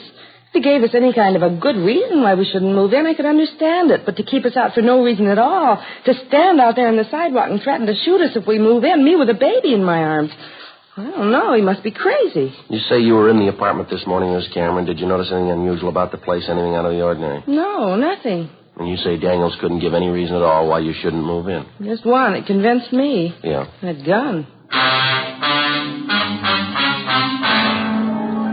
Before we left Mrs. Cameron, we took her crime report and had her sign it, and then we drove back downtown to the squad room where Gene Bechtel and Lloyd Barn were waiting with the suspect, Edward Daniels. They'd already checked him through R&I. He had no previous criminal record. They gave us a .22 caliber H&R revolver along with 6 shells which had been found on the suspect at the time of his arrest. The gun had been loaded. Pawn shop records showed that the weapon had been purchased by the suspect and had been registered in his name. We had stenographer Eleanor Eastlack type up the crime report, and Ed and I took Daniels down the hall to the interrogation room. He was a small, thin man, blue eyes, gray hair. Don't know what all the fuss is about. I own the building. I can keep people out if I want to. Well, we saw the lease you signed with the Camerons. The other couple, too, they paid their rent. Why the sudden change of heart? I don't think that's any of your business. It's a matter between me and the tenant. It's our business when you threaten him with a gun, Daniels. Assault with a deadly weapon, that's a felony. Didn't hurt the woman. Just wanted to scare her, that's all. Just a couple of farmers anyway. Never should have given him the lease in the first place. Lousy kid with him and that bird chirping all the time. How'd you happen to have that gun with you this afternoon? Didn't happen to have it. Carry it all the time. It's my business, isn't it? Registered down here. Mean you got a permit to carry this gun? Don't need a permit. It's registered, isn't it? Who gave you the idea because the gun's registered you can carry it around in your pocket? Friend of mine. Nothing wrong with it, is there? Having a gun registered is nothing more than keeping a permanent record of it. You can keep the gun in your home or in your office, but it doesn't give you the right to carry it around with you. Oh? Why didn't you tell me that when I had it registered? You were told, Mr. Daniels. You know that. Well, I don't remember it. Doesn't make much difference if you remember or not. Nobody has a permit to threaten people with a gun. Told you I wasn't going to hurt her. She just kept arguing with me. I'm a sick man, you know. Thought she was going to hit me. You mean while she was holding that baby in her arms? Now, come off it, Daniels. What's this thing all about? Told you before. I think that's my business. You signed a year's lease with the Camerons. You accepted the first and last month's rent. You took their money. You advised them they could move in this afternoon. When they try to move in, you meet them at the front door and threaten them with a gun. Now, what's it all about? None of this makes any sense. Changed my mind. I'm not ready to rent them out yet. Well, then why'd you sign that lease with the Camerons? How about it, Mr. Daniels? If there's something in that building you're trying to cover up, you might as well tell us. A couple of men out there now checking it. You can go ahead and check. I don't care. They won't find anything. Got nothing to hide. How long you lived here, Daniels? 18, 20 years. Why? Where'd you live before you came here? Ohio. Cleveland, Ohio. You ever been arrested? Yeah, a couple of traffic tickets. Cop said I went through a stop signal. I wasn't guilty, though. What's the point, anyway? What are you trying to get at? Trying to force me to let those people in that apartment? I'm not trying to force you into anything, Daniels. Business about the lease is a civil matter. That's between you and the Camerons. And what are you holding me here for? We told you. You threatened that woman with a gun. She signed an ADW report. What do you mean, ADW? Assault with a deadly weapon. Now, that's a pretty serious charge, Daniels. Didn't hurt the woman. Didn't even touch her. Pointed the gun at her, didn't you? Yeah. The gun was loaded, wasn't it? Yeah. It was capable of being fired? Yeah, but I wasn't going to shoot her, I told you. Just wanted to scare her off, get her out of there. It's the truth. I wasn't going to shoot her. What do I have to do to convince you? You don't have to convince us. What do you mean? Who do I have to convince? You got your choice, a judge or a jury. Ed and I took the suspect, Edward Daniels, down to the main jail where we booked him in on suspicion of 467 PC ADW. Before he was locked up, Daniels asked us if we would take the keys to his car and the keys to his apartment house to an Oliver Randall, an employee of his who acted as a janitor and general handyman at 2 other apartment houses Daniels owned. We told him we would. After we left the main jail, we checked with the office, and then we drove out to the location of the apartment house to interview the neighbors and deliver the keys to Daniels' handyman, Oliver Randall. Other than telling us that they considered Mr. Daniels a little eccentric, the neighbors were unable to give us any additional information that might help us in the prosecution. After we finished talking to the neighbors, we went across the street to the apartment house. There were lights burning in the upper rear apartment. We tried the bell, but there was no answer. From the set of keys Daniels had given us, we found the one that fit the door and let ourselves in. We heard somebody moving around on the floor above us. We went up and found a man there who identified himself as Oliver Randall. He appeared nervous and upset. There were papers and rags scattered over the floor of the room. Oh, yeah, I was just cleaning up here. Mr. Daniels told me to be sure and clean this up, the papers and junk. I see. Well, here's some keys for you, Randall. Daniels asked to get them to you. Oh, yeah, apartment house keys. Mr. Daniels was supposed to meet me here. He said 8 o'clock. I think that's what he said. I wonder where he is. You know where he is? Yeah, he's in jail. Oh, what's he doing in jail? Did he do something wrong? He's had a complaint filed against him, assault with a deadly weapon. What happened? He got mad at somebody? Mr. Daniels got an awful bad temper. When he gets mad at somebody, he doesn't forget it. I know. I worked for him. How long have you worked for him, Randall? I don't know. A long time. Maybe 5 years. I forget. You say Daniels has a bad temper. Have you ever known him to be violent, Randall? How's that? Well, have you ever known him to be violent? I mean, have you ever known him to hurt anyone? Well, I don't know. I don't remember. A lot of times he says he's going to do things. I worked for him, you know. A lot of times he gets mad at me. He says I don't work fast enough or I don't do the right things. He always carries his gun, you know. Once he said he was going to shoot me, I was pretty scared. You live with Mr. Daniels, do you? No, I have a room downstairs in another apartment house. He owns a place over on South Hoover. It's a nice room. It's got a window in it. You're on a regular salary, that the way you work? Yeah, $15 a week. I get the room free, too. It's not bad. You ever been arrested, Randall? Me? No, I've never been arrested. You ever been in the state hospital, any kind of an institution? No, I was up at Camarillo for a couple of years. I didn't like it too much. I came down here to live with my sister. She's dead now. She died about 4 years ago. She's the one that got me this job, you know. That's so? Oh, yeah. This isn't a bad job at all. Jobs are pretty hard to get now. That's what Mr. Daniels says. Real tough to get a good job now. That's why I do what I'm told. I better get on fixing up this place. Well, how'd all these rags and papers get here, Randall? The painters leave them behind? No, I guess so. I guess somebody left them here. We understood the apartments were already cleaned up. They were ready to move into. What's that? I say we understood the apartments were all fixed up, that they were ready for the tenants to move right into. Oh, I don't know. I wouldn't know about that. Mr. Daniels takes care of renting the places. I just help him. I do what he tells me. Joe? Yeah? You notice that smell? Seems to be stronger out in the hall. Yeah, I think I do. How long has it been since the painters were working here, Randall? Do you know that? Painters? I don't know. A couple days, I guess. What's the matter? That's a pretty strong smell. Might be paint there or something like that. Don't you notice it? Oh, yeah, I've been wondering about that. I noticed it when I came in. It might be from upstairs, the attic.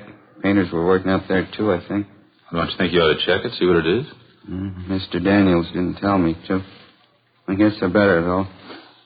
Smells pretty strong. I guess I better see what it is. Well, how do you get to the attic from here? Down the end of the hall. There's a stairway there. It goes right up into the attic. I'll show you. All right, fine. Yeah, smells like gasoline or something. All the apartments are vacant, is that right? No one living in the building at all? Yeah, that's right. We go up the stairs here. Mr. Daniels had the whole place worked over. Nobody here at all right now. I guess they'll be moving in pretty soon. Going to be a lot of work. Got the other two apartment houses to take care of, and there's going to be this place. It's going to be a lot of work. Daniels hire anyone else besides yourself to help out with the work, I mean? No, I don't think so. Just me. I keep pretty busy. Here's the attic. Yeah, this must be where it's coming from. Yeah, it's strong enough to knock you over in it. The light switch is over here. Just a minute. Yeah, it's sure a mess. Papers, boxes, a pile of old rags. That 5-gallon can there on the floor.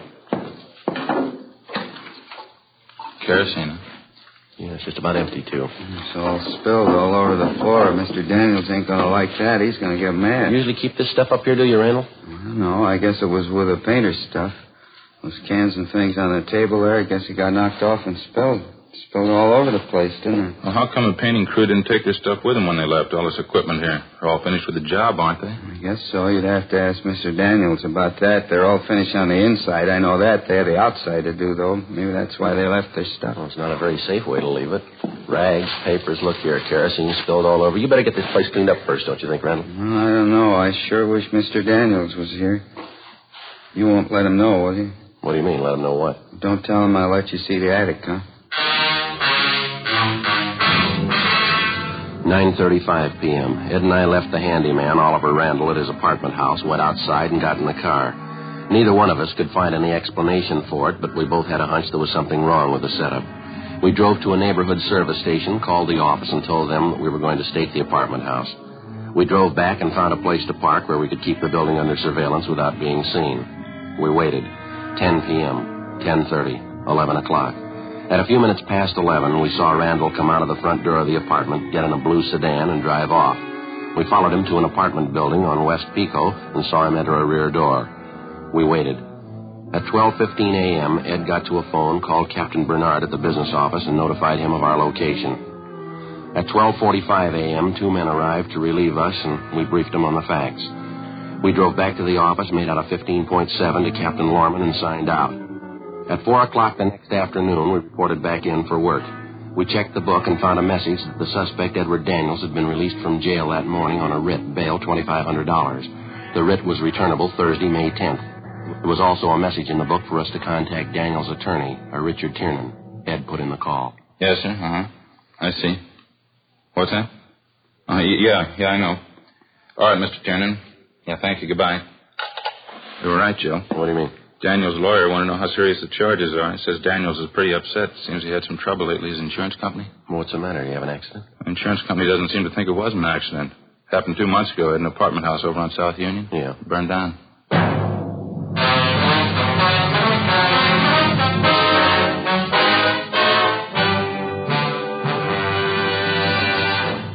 You are listening to Dragnet. Authentic stories of your police force in action. Fatima, America's first largest-selling blended cigarette. Now, best of all, king-size cigarettes. Prove it yourself today. Compare Fatima with any other king-size cigarette. 1. Fatima's length filters the smoke 85 millimeters for your protection. 2.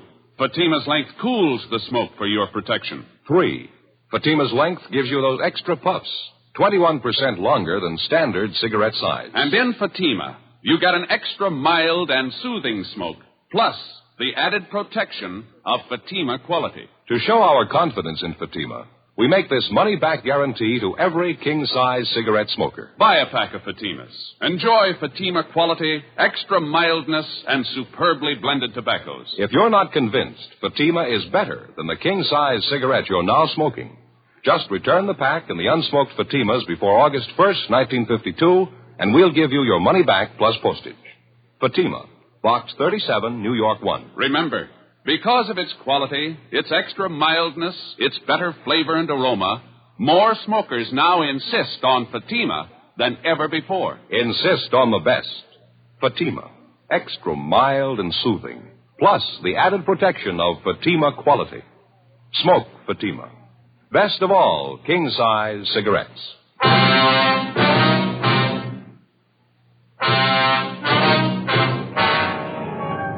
Thursday, May 10th, 4:30 p.m. We contacted the fire department's arson squad to find out if the fire at Daniels' apartment house on South Union Avenue 2 months before was under investigation. After checking back, they told us investigators from the arson squad had found a large amount of kerosene to be present in some of the burned timbers found in the debris after the fire was put out. They said that Mr. Daniels had admitted after the fire that the apartment building had been recently redecorated and that kerosene, paint, and other inflammables had been stored in the attic of the building. Ed and I contacted the insurance adjuster handling the case, a Snyder Peebles, and he told us there wasn't any doubt in his mind that the fire at Daniels' apartment house 2 months before was of incendiary origin. But he said so far the investigators were unable to prove it. The one thing that seemed to puzzle him was if Daniels planned on burning down the building, why did he go to the trouble and expense of redecorating first? Well, as soon as it was dark, Ed and I drove out, relieved the men on stakeout at the apartment house on West Pico, where the handyman, Oliver Randall, had his room. They reported no unusual activity during the day. 7:32 p.m., Randall came out of the apartment house, got in a car, and drove off. We followed him.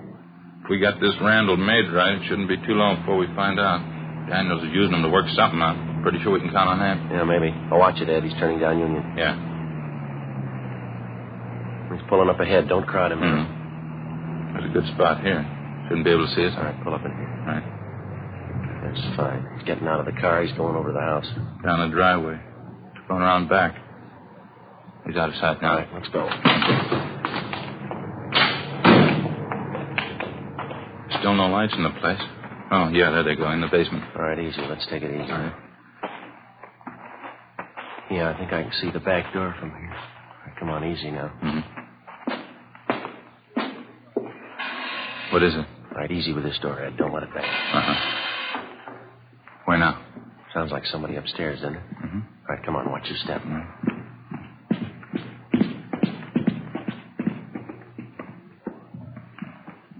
Come on, next floor up. Yeah.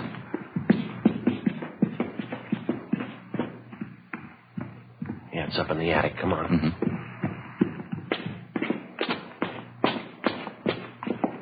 All right, come on. Through this door. Back in the corner, Ed. I see him. All right, hold it, you. What's the matter? There's a fire right over in the corner. I'll get it. Hold on to him. Right. Well, don't put it out. You need any help, Joe? You getting it all right? No, I'm getting it all right. Just a minute. There, I got it. Okay. You want to get the lights? I got it. All right, Randall, what's the story? He told me to do it. He told me to come back tonight and burn the whole place down. Who told you? He said, Ollie, you go back to the place, to the attic, light a match, that's all, and then get out. Mr. Daniels, that's just what he said. Daniels told you to do this? He told me just light a fire and nobody'd know. He said there wasn't going to be any trouble. No trouble at all. Well, it gives you the edge, doesn't it? No trouble, he said. Yeah, well, next time you see him, you can call him a liar. 8:50 p.m. After making sure that the place was secure and that there was no danger of fire from the recent arson attempt, Ed and I took the suspect, Oliver Randall, outside and put him in the car where we questioned him. He made no attempt to disguise the fact that he had been directed by his regular employer, Edward Daniels, to commit arson by setting fire to the attic of the apartment house. In addition, he told us that Daniels had threatened him with bodily harm if he refused to obey the order and set fire to the building. He had this gun, you know, Mr. Daniels did. He always had it with him. I was scared of it, I don't mind telling you. Uh-huh. Well, he threatened to kill you if you didn't do what he wanted, that it? Yeah, I guess so. He used to get mad a lot of the time, and he had this gun. He always had the gun. He'd get mad at me and tell me he was going to shoot me. I'm afraid of guns. How about the fire at the other apartment house, Ollie, the one over on South Union Avenue? Yeah, that was a big fire. Did you start that one? Daniels told me there was nobody living there. He said nobody'd get hurt. Nobody did get hurt, did they? Did you start the fire? Yeah, I guess so. I guess I did. Mr. Daniels tell you to do it? He said it was his building. He owned it. He could do anything with it he wanted to. I didn't want to do it. He told me I'd have to. He said he'd hurt me with that gun, and he said he'd fire me, too. I didn't want to lose my job. You knew you were doing wrong, didn't you, Ollie? Well, I guess I did, yeah. What could I do, though? I didn't want to lose my job. Good jobs aren't too easy to get nowadays. You know that. Where's Mr. Daniels now, do you know? You're not going to tell him what I told you, are you? He said not to say anything about it. He said nobody'd believe me anyway. Nobody. He said he'd tell everybody I was a liar. Said they'd believe him before they'd believe me. Well, where's Daniels now? If I tell you, you won't let him hurt me, will you? No, we won't let him hurt you. You're going to have to help us out, though. What do you want me to do? I'd like to find out where Daniels is first. He's in a movie over on Pico by his house. He's waiting for me. You mean he's waiting for you in the show? See, in the center section, 10 rows from the back. He's waiting for me now. Well, how's it you're supposed to meet him there? I don't know. He said if anybody wanted to know where we were tonight, this would prove we didn't start the fire. We were at the show. I was supposed to start the fire and then go to the show and meet him, 10 rows from the back, the center section. You want to show us where this movie is, Ollie? Yeah, okay. Mr. Daniels won't tell you anything. No, he's going to be mad. He won't tell you anything. Well, that's where we need your help, Ollie. What do you mean? We'll let him tell you. 9:44 p.m. Ed and I, along with the suspect, Oliver Randall, drove to the movie house on West Pico. On the way, we explained to Randall what he was supposed to do. 9:55 p.m. We parked our car half a block from the movie house, bought 3 tickets, and went inside. The feature picture was still on. There wasn't much of a crowd. We sent Randall down the aisle ahead of us and watched him move into the 10th row and sit down next to somebody. Ed and I followed him down and found seats in the row directly behind him. We recognized the man sitting next to Randall as Edward Daniels. Hello, Mr. Daniels. I did it just the way you told me, up in the attic. It was okay. Nobody saw you? You didn't have any trouble at all? No, it was okay. I don't feel so good about it, though. What do you mean? What are you talking about? I don't know. Maybe somebody might find out. Don't you think we'd get in trouble if they found out? You just keep your mouth shut. I'll attend to that. Nobody's going to find out. All right, Daniels, you mind coming outside? We'd like to talk to you. What are you doing here? Come on, we'll talk outside. What's this all about? We'll let you tell us. All right, what do you want? You arresting me? That's right, mister. Why? What's it supposed to be this time? Think you know, arson, conspiracy. Caught Randall here, caught him right in the act. He told us the whole story. What?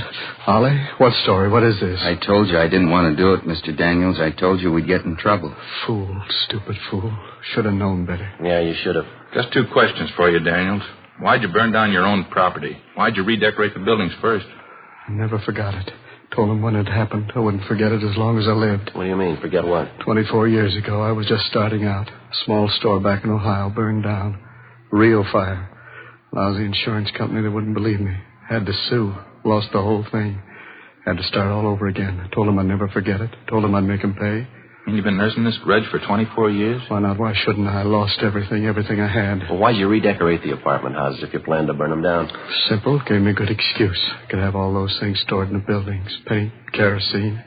Besides, you'd think I'd burn down the building right after I got done redecorating. Not a bad idea. Worked pretty good, didn't it? Yeah, you're going to jail. You figure.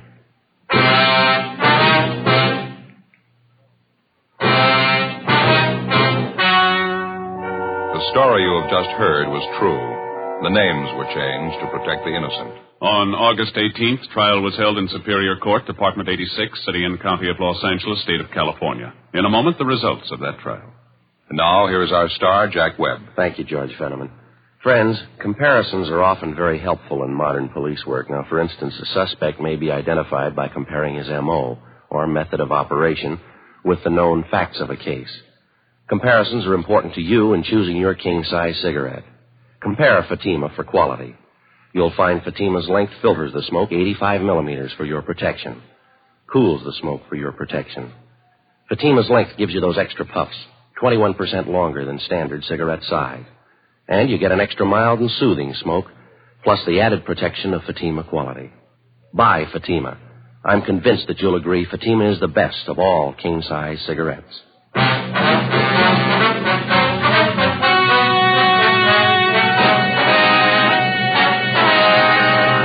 Edward John Daniels was tried and convicted of 2 counts of conspiracy and 1 count of arson and received the sentence as prescribed by law. Conspiracy is punishable by imprisonment in the state penitentiary for not more than 2 years. Arson is punishable by a prison term of not less than 1 or more than 5 years. Daniels' accomplice, Oliver Randall, was examined by 3 psychiatrists appointed by the court and was found to be mentally incompetent. He was placed in a state hospital for the mentally deficient. The charge of assault with a deadly weapon against Edward Daniels was dismissed.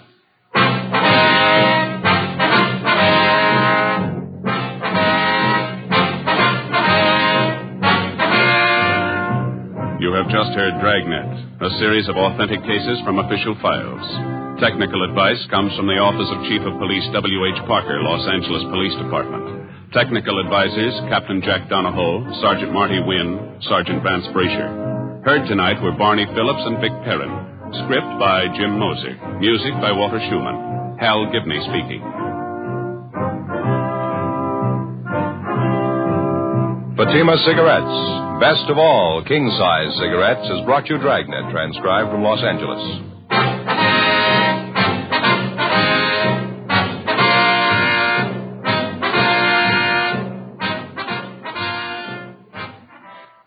Now, it's Counter Spy on NBC.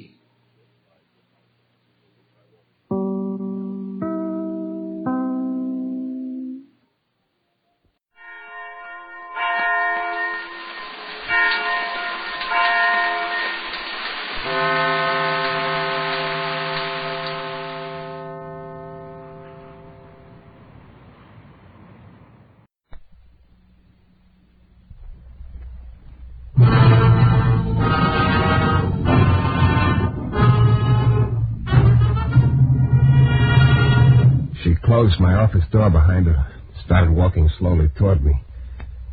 Her lips looked warm. Her eyes looked cool. Matter of fact, everything about her looked awfully good to me, except for one thing. That big black gun she was pointing at my belt buckle.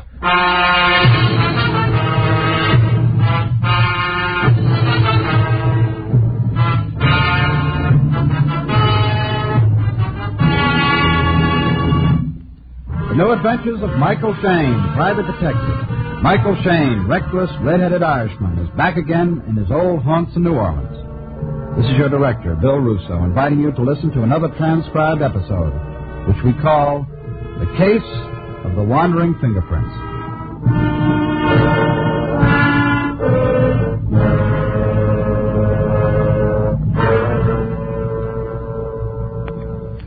Yeah, what'll it be, Bud? Huh? Oh. Nothing. I'm just waiting for somebody. Nothing. Look, Mac, you're in a bar. People usually drink in bars. That's what we're in business for. Okay. Give me a bottle of pop. A what? A bottle of pop. That's what I thought you said. Look, Junior, do you mind? No. Thanks. Mike Shayne? Yeah. I'm Siegel. Bring your drink over to the table here. Okay.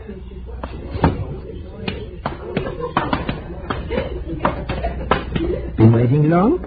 Just a couple of minutes. Well, let's have it. You said on the phone they'd be going. That could be. Look, Siegel, let's not play guessing games. What's your pitch? You and I are going to be partners, Shayne. Partners? What do you mean? I've got a little proposition you are going to go for. You know, you sound awful sure of yourself. Oh, I am. Well, let's have it. All right. Know anything about electrolysis? Look, I'm no chemical engineer. I am, sort of. Enough of one to have figured out this process. Look, will you do me a favor? Start at the beginning. All right. I've got a process by which I can transfer fingerprints. You can what? Transfer fingerprints. From one place to another. Any place. You're nuts. Am I? Can't be done. Don't take any bets on that, Shayne. You'd have to pay off. Look, I tell you, it's impossible. It's simple, if you know how. So you dust the prints with a certain chemical powder. You follow me? You take a picture of them, then make an electrolytic plate from the negative. Then dip it in acid. Then you make a mold from liquid rubber. And there you are. Where? With a little rubber stamp of somebody's fingerprint. Look, I don't know anything about this chemical double talk you're giving me, but the whole thing's impossible. You just can't... Like I say, don't take any bets. Now, here's where you figure. We're going to start a little fingerprint service. We sign up various clients. They all pay an initiation fee, a large one, as a matter of fact. Just a minute. What do these people get for signing up? Well, it's not so much what they get if they sign up. It's what they get if they don't. Yeah, that's what I thought. Their fingerprints turn up in the wrong place. Exactly. Beat it. Now, Shayne, that's not a very wise attitude. If you think I'm going to be a front man for a blackmail racket... That's an ugly word, Shayne, but that's more or less your job. To locate promising clients for me. I said beat it. You know, you're not being smart at all. Look, maybe you didn't hear me. All right, I'll give you a little time to think it over. But you'll come around. Yeah? Don't you take any bets on that. Oh, you will come around, all right. Because, you see, you have no choice. And before very long, I think you'll see exactly what I mean.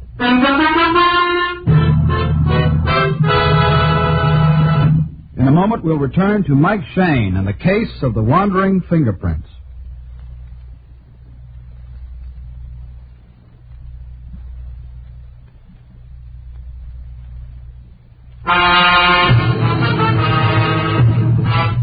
Well, you run into all kinds, I guess. But that day, I'd hit the jackpot when a character named Ziegler told me to meet him in a bar and offered me the charming job of being a front man in a friendly little blackmail setup. I still didn't believe he could transfer fingerprints like he said, but he sure seemed convinced of it. I turned down his deal in a hurry. He implied I was making a large-sized mistake. Then, as I sat at the table watching him leave, I saw him stop at another table near the door. There was a cool-looking brunette sitting there alone. Ziegler said something to her and jerked his head in my direction. The brunette favored me with a long, cold frown. Then Ziegler left, but the brunette kept dissecting me with her eyes. I got the hunch that she was in the deal some way with Ziegler. Finally, even though the expression on her face was pushing me back, there was just too much there for me to stay away from. So I picked up my glass and went over to her table. Hello? The answer is no. What did I ask? What else would you call it? Look, maybe we'd better run through this again from the beginning. Why? Well, maybe we'll come out with a different answer. One that makes a little more sense. The answer will still be no, and that makes plenty of sense to me anyway. Good night, Mr. Shayne.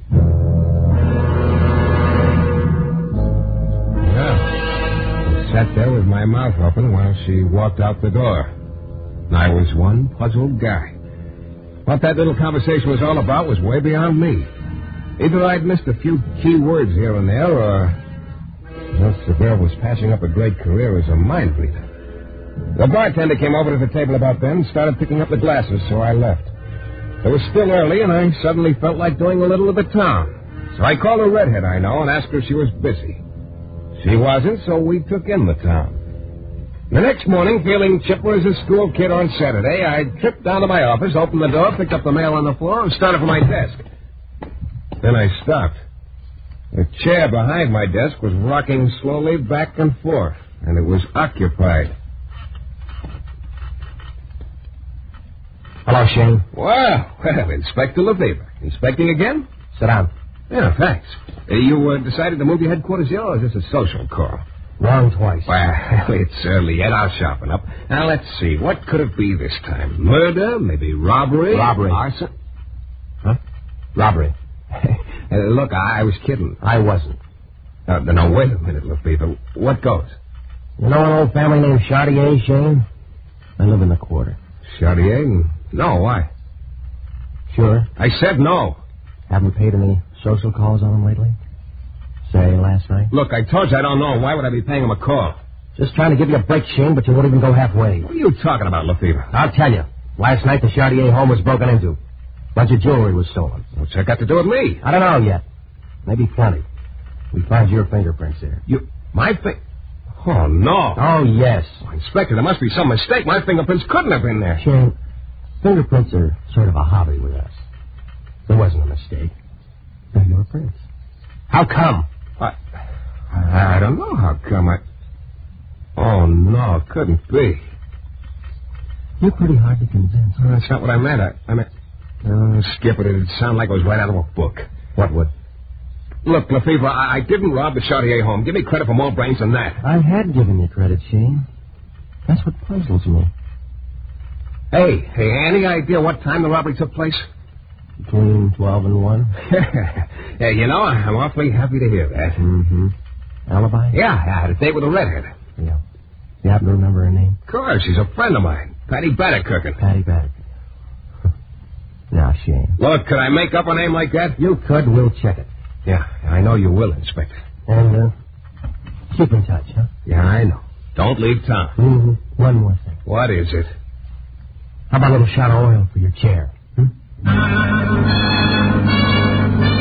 Well, as usual, the inspector left me with a lot of questions and no answers. Not even an answer about the squeaky chair. I sat there for quite a while trying to figure out another logical explanation. And I finally gave up. As far as I could see, there was only one answer.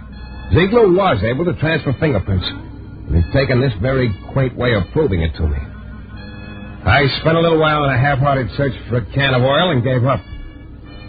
I guess I must have been staring unhappily out the window for maybe 15 minutes when I heard a slight noise behind me. I turned around and looked up. There, standing beside my desk, was my friend Ziegler. Hello, Shayne. You again. Me again.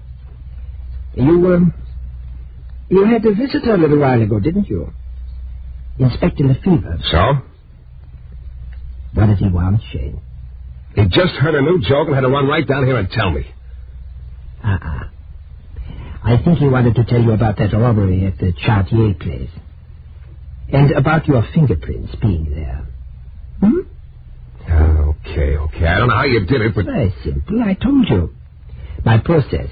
Yeah, your process.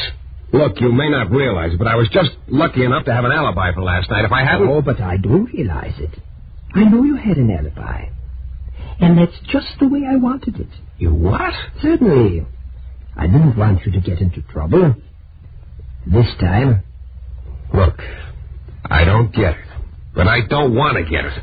This little game you're playing, it's not going to work. I told you once, I'm not going to be front man for your blackmail pitch, and I still mean it. You are hard to convince. Well, I guess I have no other alternative. What do you mean? Oh, just that I'd hate to have the same thing happen to you that happened to Al Metcalf. Metcalf? You have heard of Al Metcalf, haven't you? Yeah, I read about him in the papers. He's on trial for murder. That's right. Wait a minute. Are you trying to tell me that... I'm just pointing out that Al could have been a partner of mine. He had the same opportunity you have. But he was difficult about it. He turned me down. Cold. So? But they've got a case against him. It's 3-2. He'll be found guilty. Oh, yes, indeed. And it's interesting, isn't it, that most of the case against him is his fingerprints at the scene of the crime. You mean you deliberate... You planted them? I wouldn't want that to happen to you, Shayne. So don't keep me waiting any longer.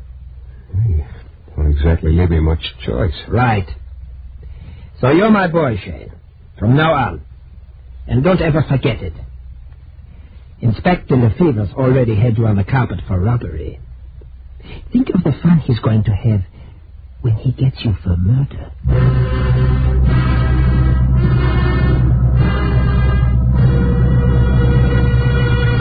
In a moment, we'll return to Mike Shayne and the case of the wandering fingerprints.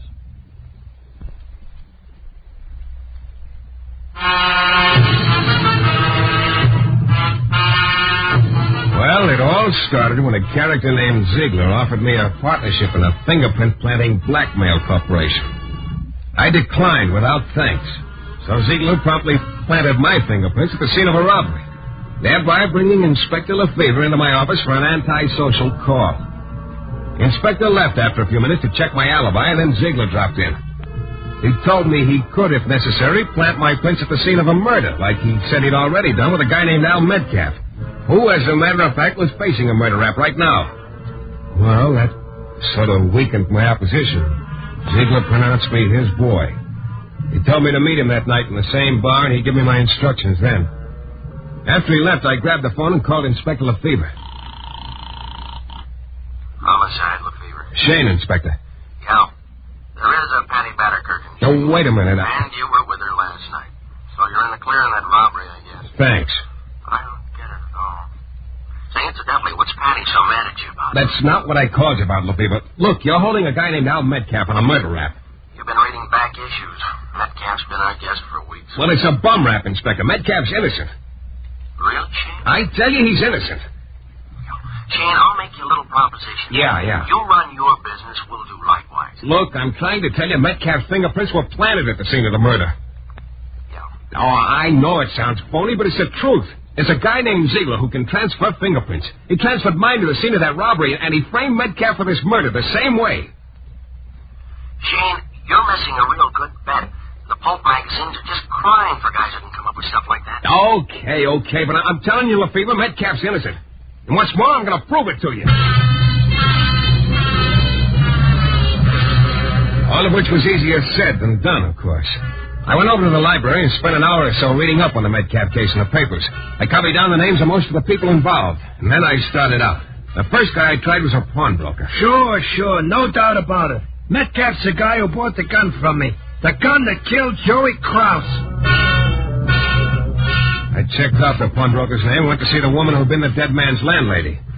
I saw this Al Metcalf go into Mr. Krause's room that night, just about 5 minutes before the shot was fired.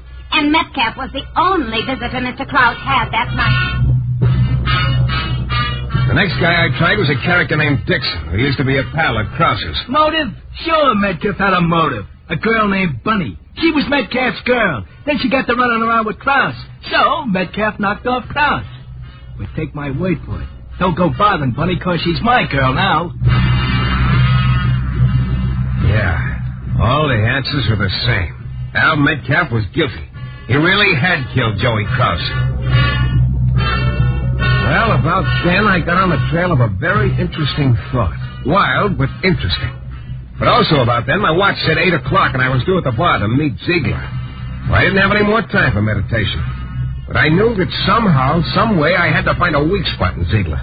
Something that'd give me a club, too. And then I thought of a gag that might just possibly give me that club. It was old, but it could work. Ziegler was sitting at his table waiting for me. As I walked over to him, I could see he didn't look very happy. Sit down, Shayne. Thanks. You're late. A little. I don't like people to be late. What kept you? Look, in case you don't know it, I work for a living. What kept you, Shayne? I was conducting a little investigation. Who for? Me, okay? Shayne, you have quite a few things to learn about working for me. Your attitude, for one thing. It'll have to change. But we'll let that go for now. I've got a list of people I'm going to give to you. I want you to contact each of them and sign them up. You can start... Cigarette? Thanks. Here's a light. Help yourself. Thank you. Now... just one thing. What is it? The girl. What girl? The brunette who was sitting over near the door the last time I talked to you here. Oh, you mean Susan. Do I? What about her? That's what I'm wondering, where she fits in. Well, let's just say that you and she and I will be sort of in business together. I see. Why?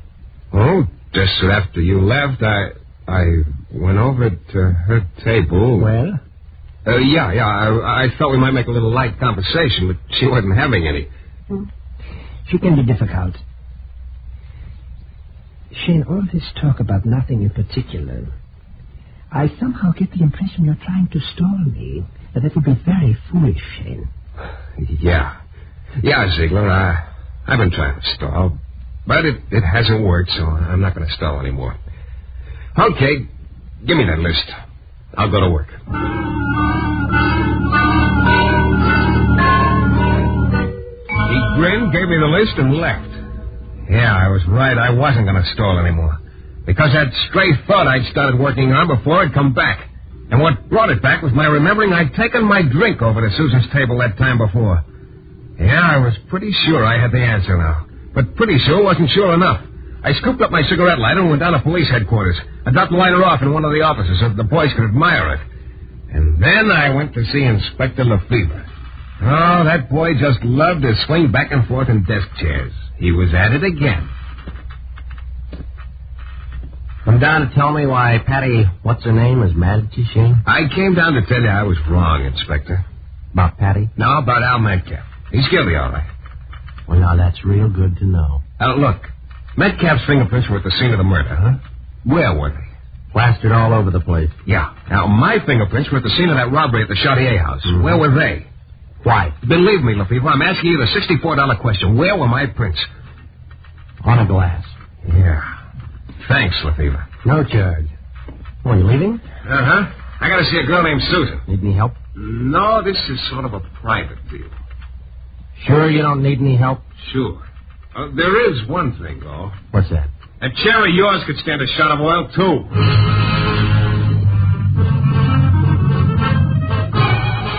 I walked out before he could think of an answer, but I had to hurry. I picked up my lighter and a few interesting facts with it and went back to my office.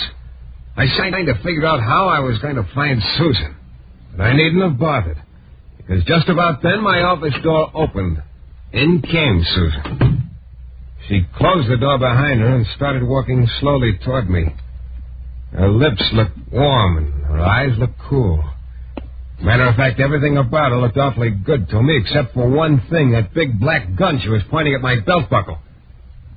Well. You just won't take no for an answer, will you, Shayne? Let's not start that double talk again. I tried to tell you before it was no deal. Look, do you have to keep pointing that gun at me? And what's no deal? The setup with Ziegler. Oh, I think I get it now. You don't like the idea of anyone else working with you and Ziegler, is that it? Well, look, Susan, I don't like the idea... You've got a great sense of humor, haven't Humor? you? I don't think it's very funny. Neither do I. Look, maybe I'm stupid, but none of this makes sense. Stay where you are. None of that little palaver we had the other night in the bar made sense either. I said stay where you So are. you're working with Ziegler. I still don't see why... Oh, I'm working with Ziegler. That's a laugh. You're the one who hates... Hey, get back! Too late, sweetheart. Let go of me! Better. It was too big a gun for a lady to be carrying around anyway. Or aren't you, lady? Oh, Hey, no, not that. Now, look, stop it, will you? All right. That's better. Now, let's get this thing straightened out. You're not working with Ziegler? Of course not. He threatened to plant my fingerprints and implicate me in a murder. Well, I'll be... You too? Oh, sucker. Meet a sucker. You see, I could have been implicated, too. It was all innocent enough, but I could have been made to look bad. Yeah, we're both in the same boat. And in fact, it's sort of nice in here. You can let go of me now. But I still don't see how Ziegler could have gotten that glass with my prints. I thought you took it. Hey, wait a minute. You can let that bartender. The one who was so anxious for me to buy a drink. He came over to our table and picked up the glasses right after you left. He gave it to Ziegler. He's our boy. Oh, Shayne. Oh, yeah. Yeah, I seem to have a hold of you. Maybe... Maybe we gotta wind up this Ziegler business, huh? Yeah.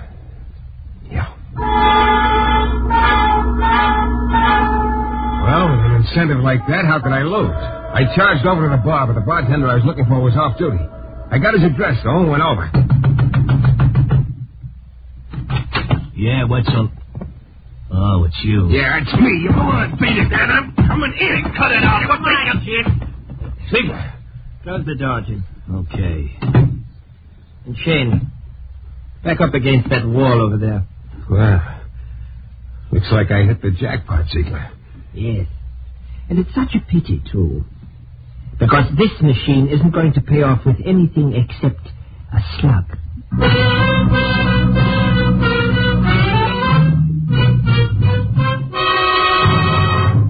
In a moment, we'll be back with a thrilling climax to tonight's Michael Shayne adventure.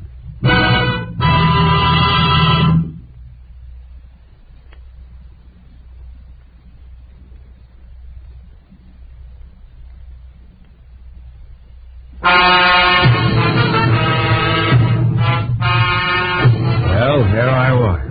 I'd figured out the whole deal, but at the moment it looked like there wasn't much future in being a genius. One look at the bartender and Ziegler showed me they didn't think so either. So you figured out my little scheme, eh, Shayne? Yeah, lucky me. You know, I thought the mention of the Metcalf case was going to keep you in line. You pulled that one out of the headlines and tried to make me think you had something to do with it. It seemed to work for a while, anyway. Yeah, until I found out Metcalf really was guilty. No wasting time, Ziegler. The rest wasn't too tough. I have to admit it was a pretty slick little scheme. I thought so. Planting that glass with my prints, then making me think you'd transferred the prints from one place to another. Ziegler. Oh, incidentally, you were so interested in the general subject of fingerprints, you got me interested in them, too. Yours. Mine? Uh-huh. I got them off my cigarette lighter. Remember, you used it. Clever, clever. And the boys down at headquarters did a little checking for me. I found out a couple of cities are interested in you. Topeka, for one. A bunco charge there, I think. You're always a man for a fast deal, huh? You're very thorough, Shayne. I admire it. But... all right, Jim. Yeah. The bartender picked up an empty bottle. Then he held it by the neck, swung it onto the side of the table, and broke it. That left him with a jagged stub in his hand. He started toward me with it. I don't like broken glass, but there wasn't much I could do. I raised my arm in front of my face. Take care of him, Nikes. Well, Shayne? Well, Inspector Lefevre. How'd you know? When the boys reported to me that you'd brought in some fingerprints belonging to this guy, Ziegler, I thought maybe we better find out what was cooking. So we tailed you. Right into the oven. Inspector, would you believe it if I told you I was awfully glad to see you? Yeah. Shayne. Yeah? It's a good thing you didn't need any help. Huh? No comment. Well, that was just about that. Lefevre told me I was in line for some $500 from Topeka. The reward posted to Ziegler. So I was really on top, and I went busting back to my office to tell Susan to pick up where we left off. Susan. When I got there, she was gone. I waited, but she didn't come back. I'm still waiting. You know, somewhere along the line, that girl must have read the old fable about getting somebody else to pull hot chestnuts out of the fire for you. Not that I minded that so much, but at least she might have flipped a few shells my way. Oh, well. There's always Penny Batterkirkin, I guess. This is your director, Bill Russo, again. Our story is based on characters created by Brett Halliday. The music is composed and conducted by John Duffy, and Michael Shayne is portrayed by Jeff Chandler. The New Adventures of Michael Shayne is a Don W. Sharp production, transcribed in Hollywood and distributed exclusively by the Broadcasters Guild.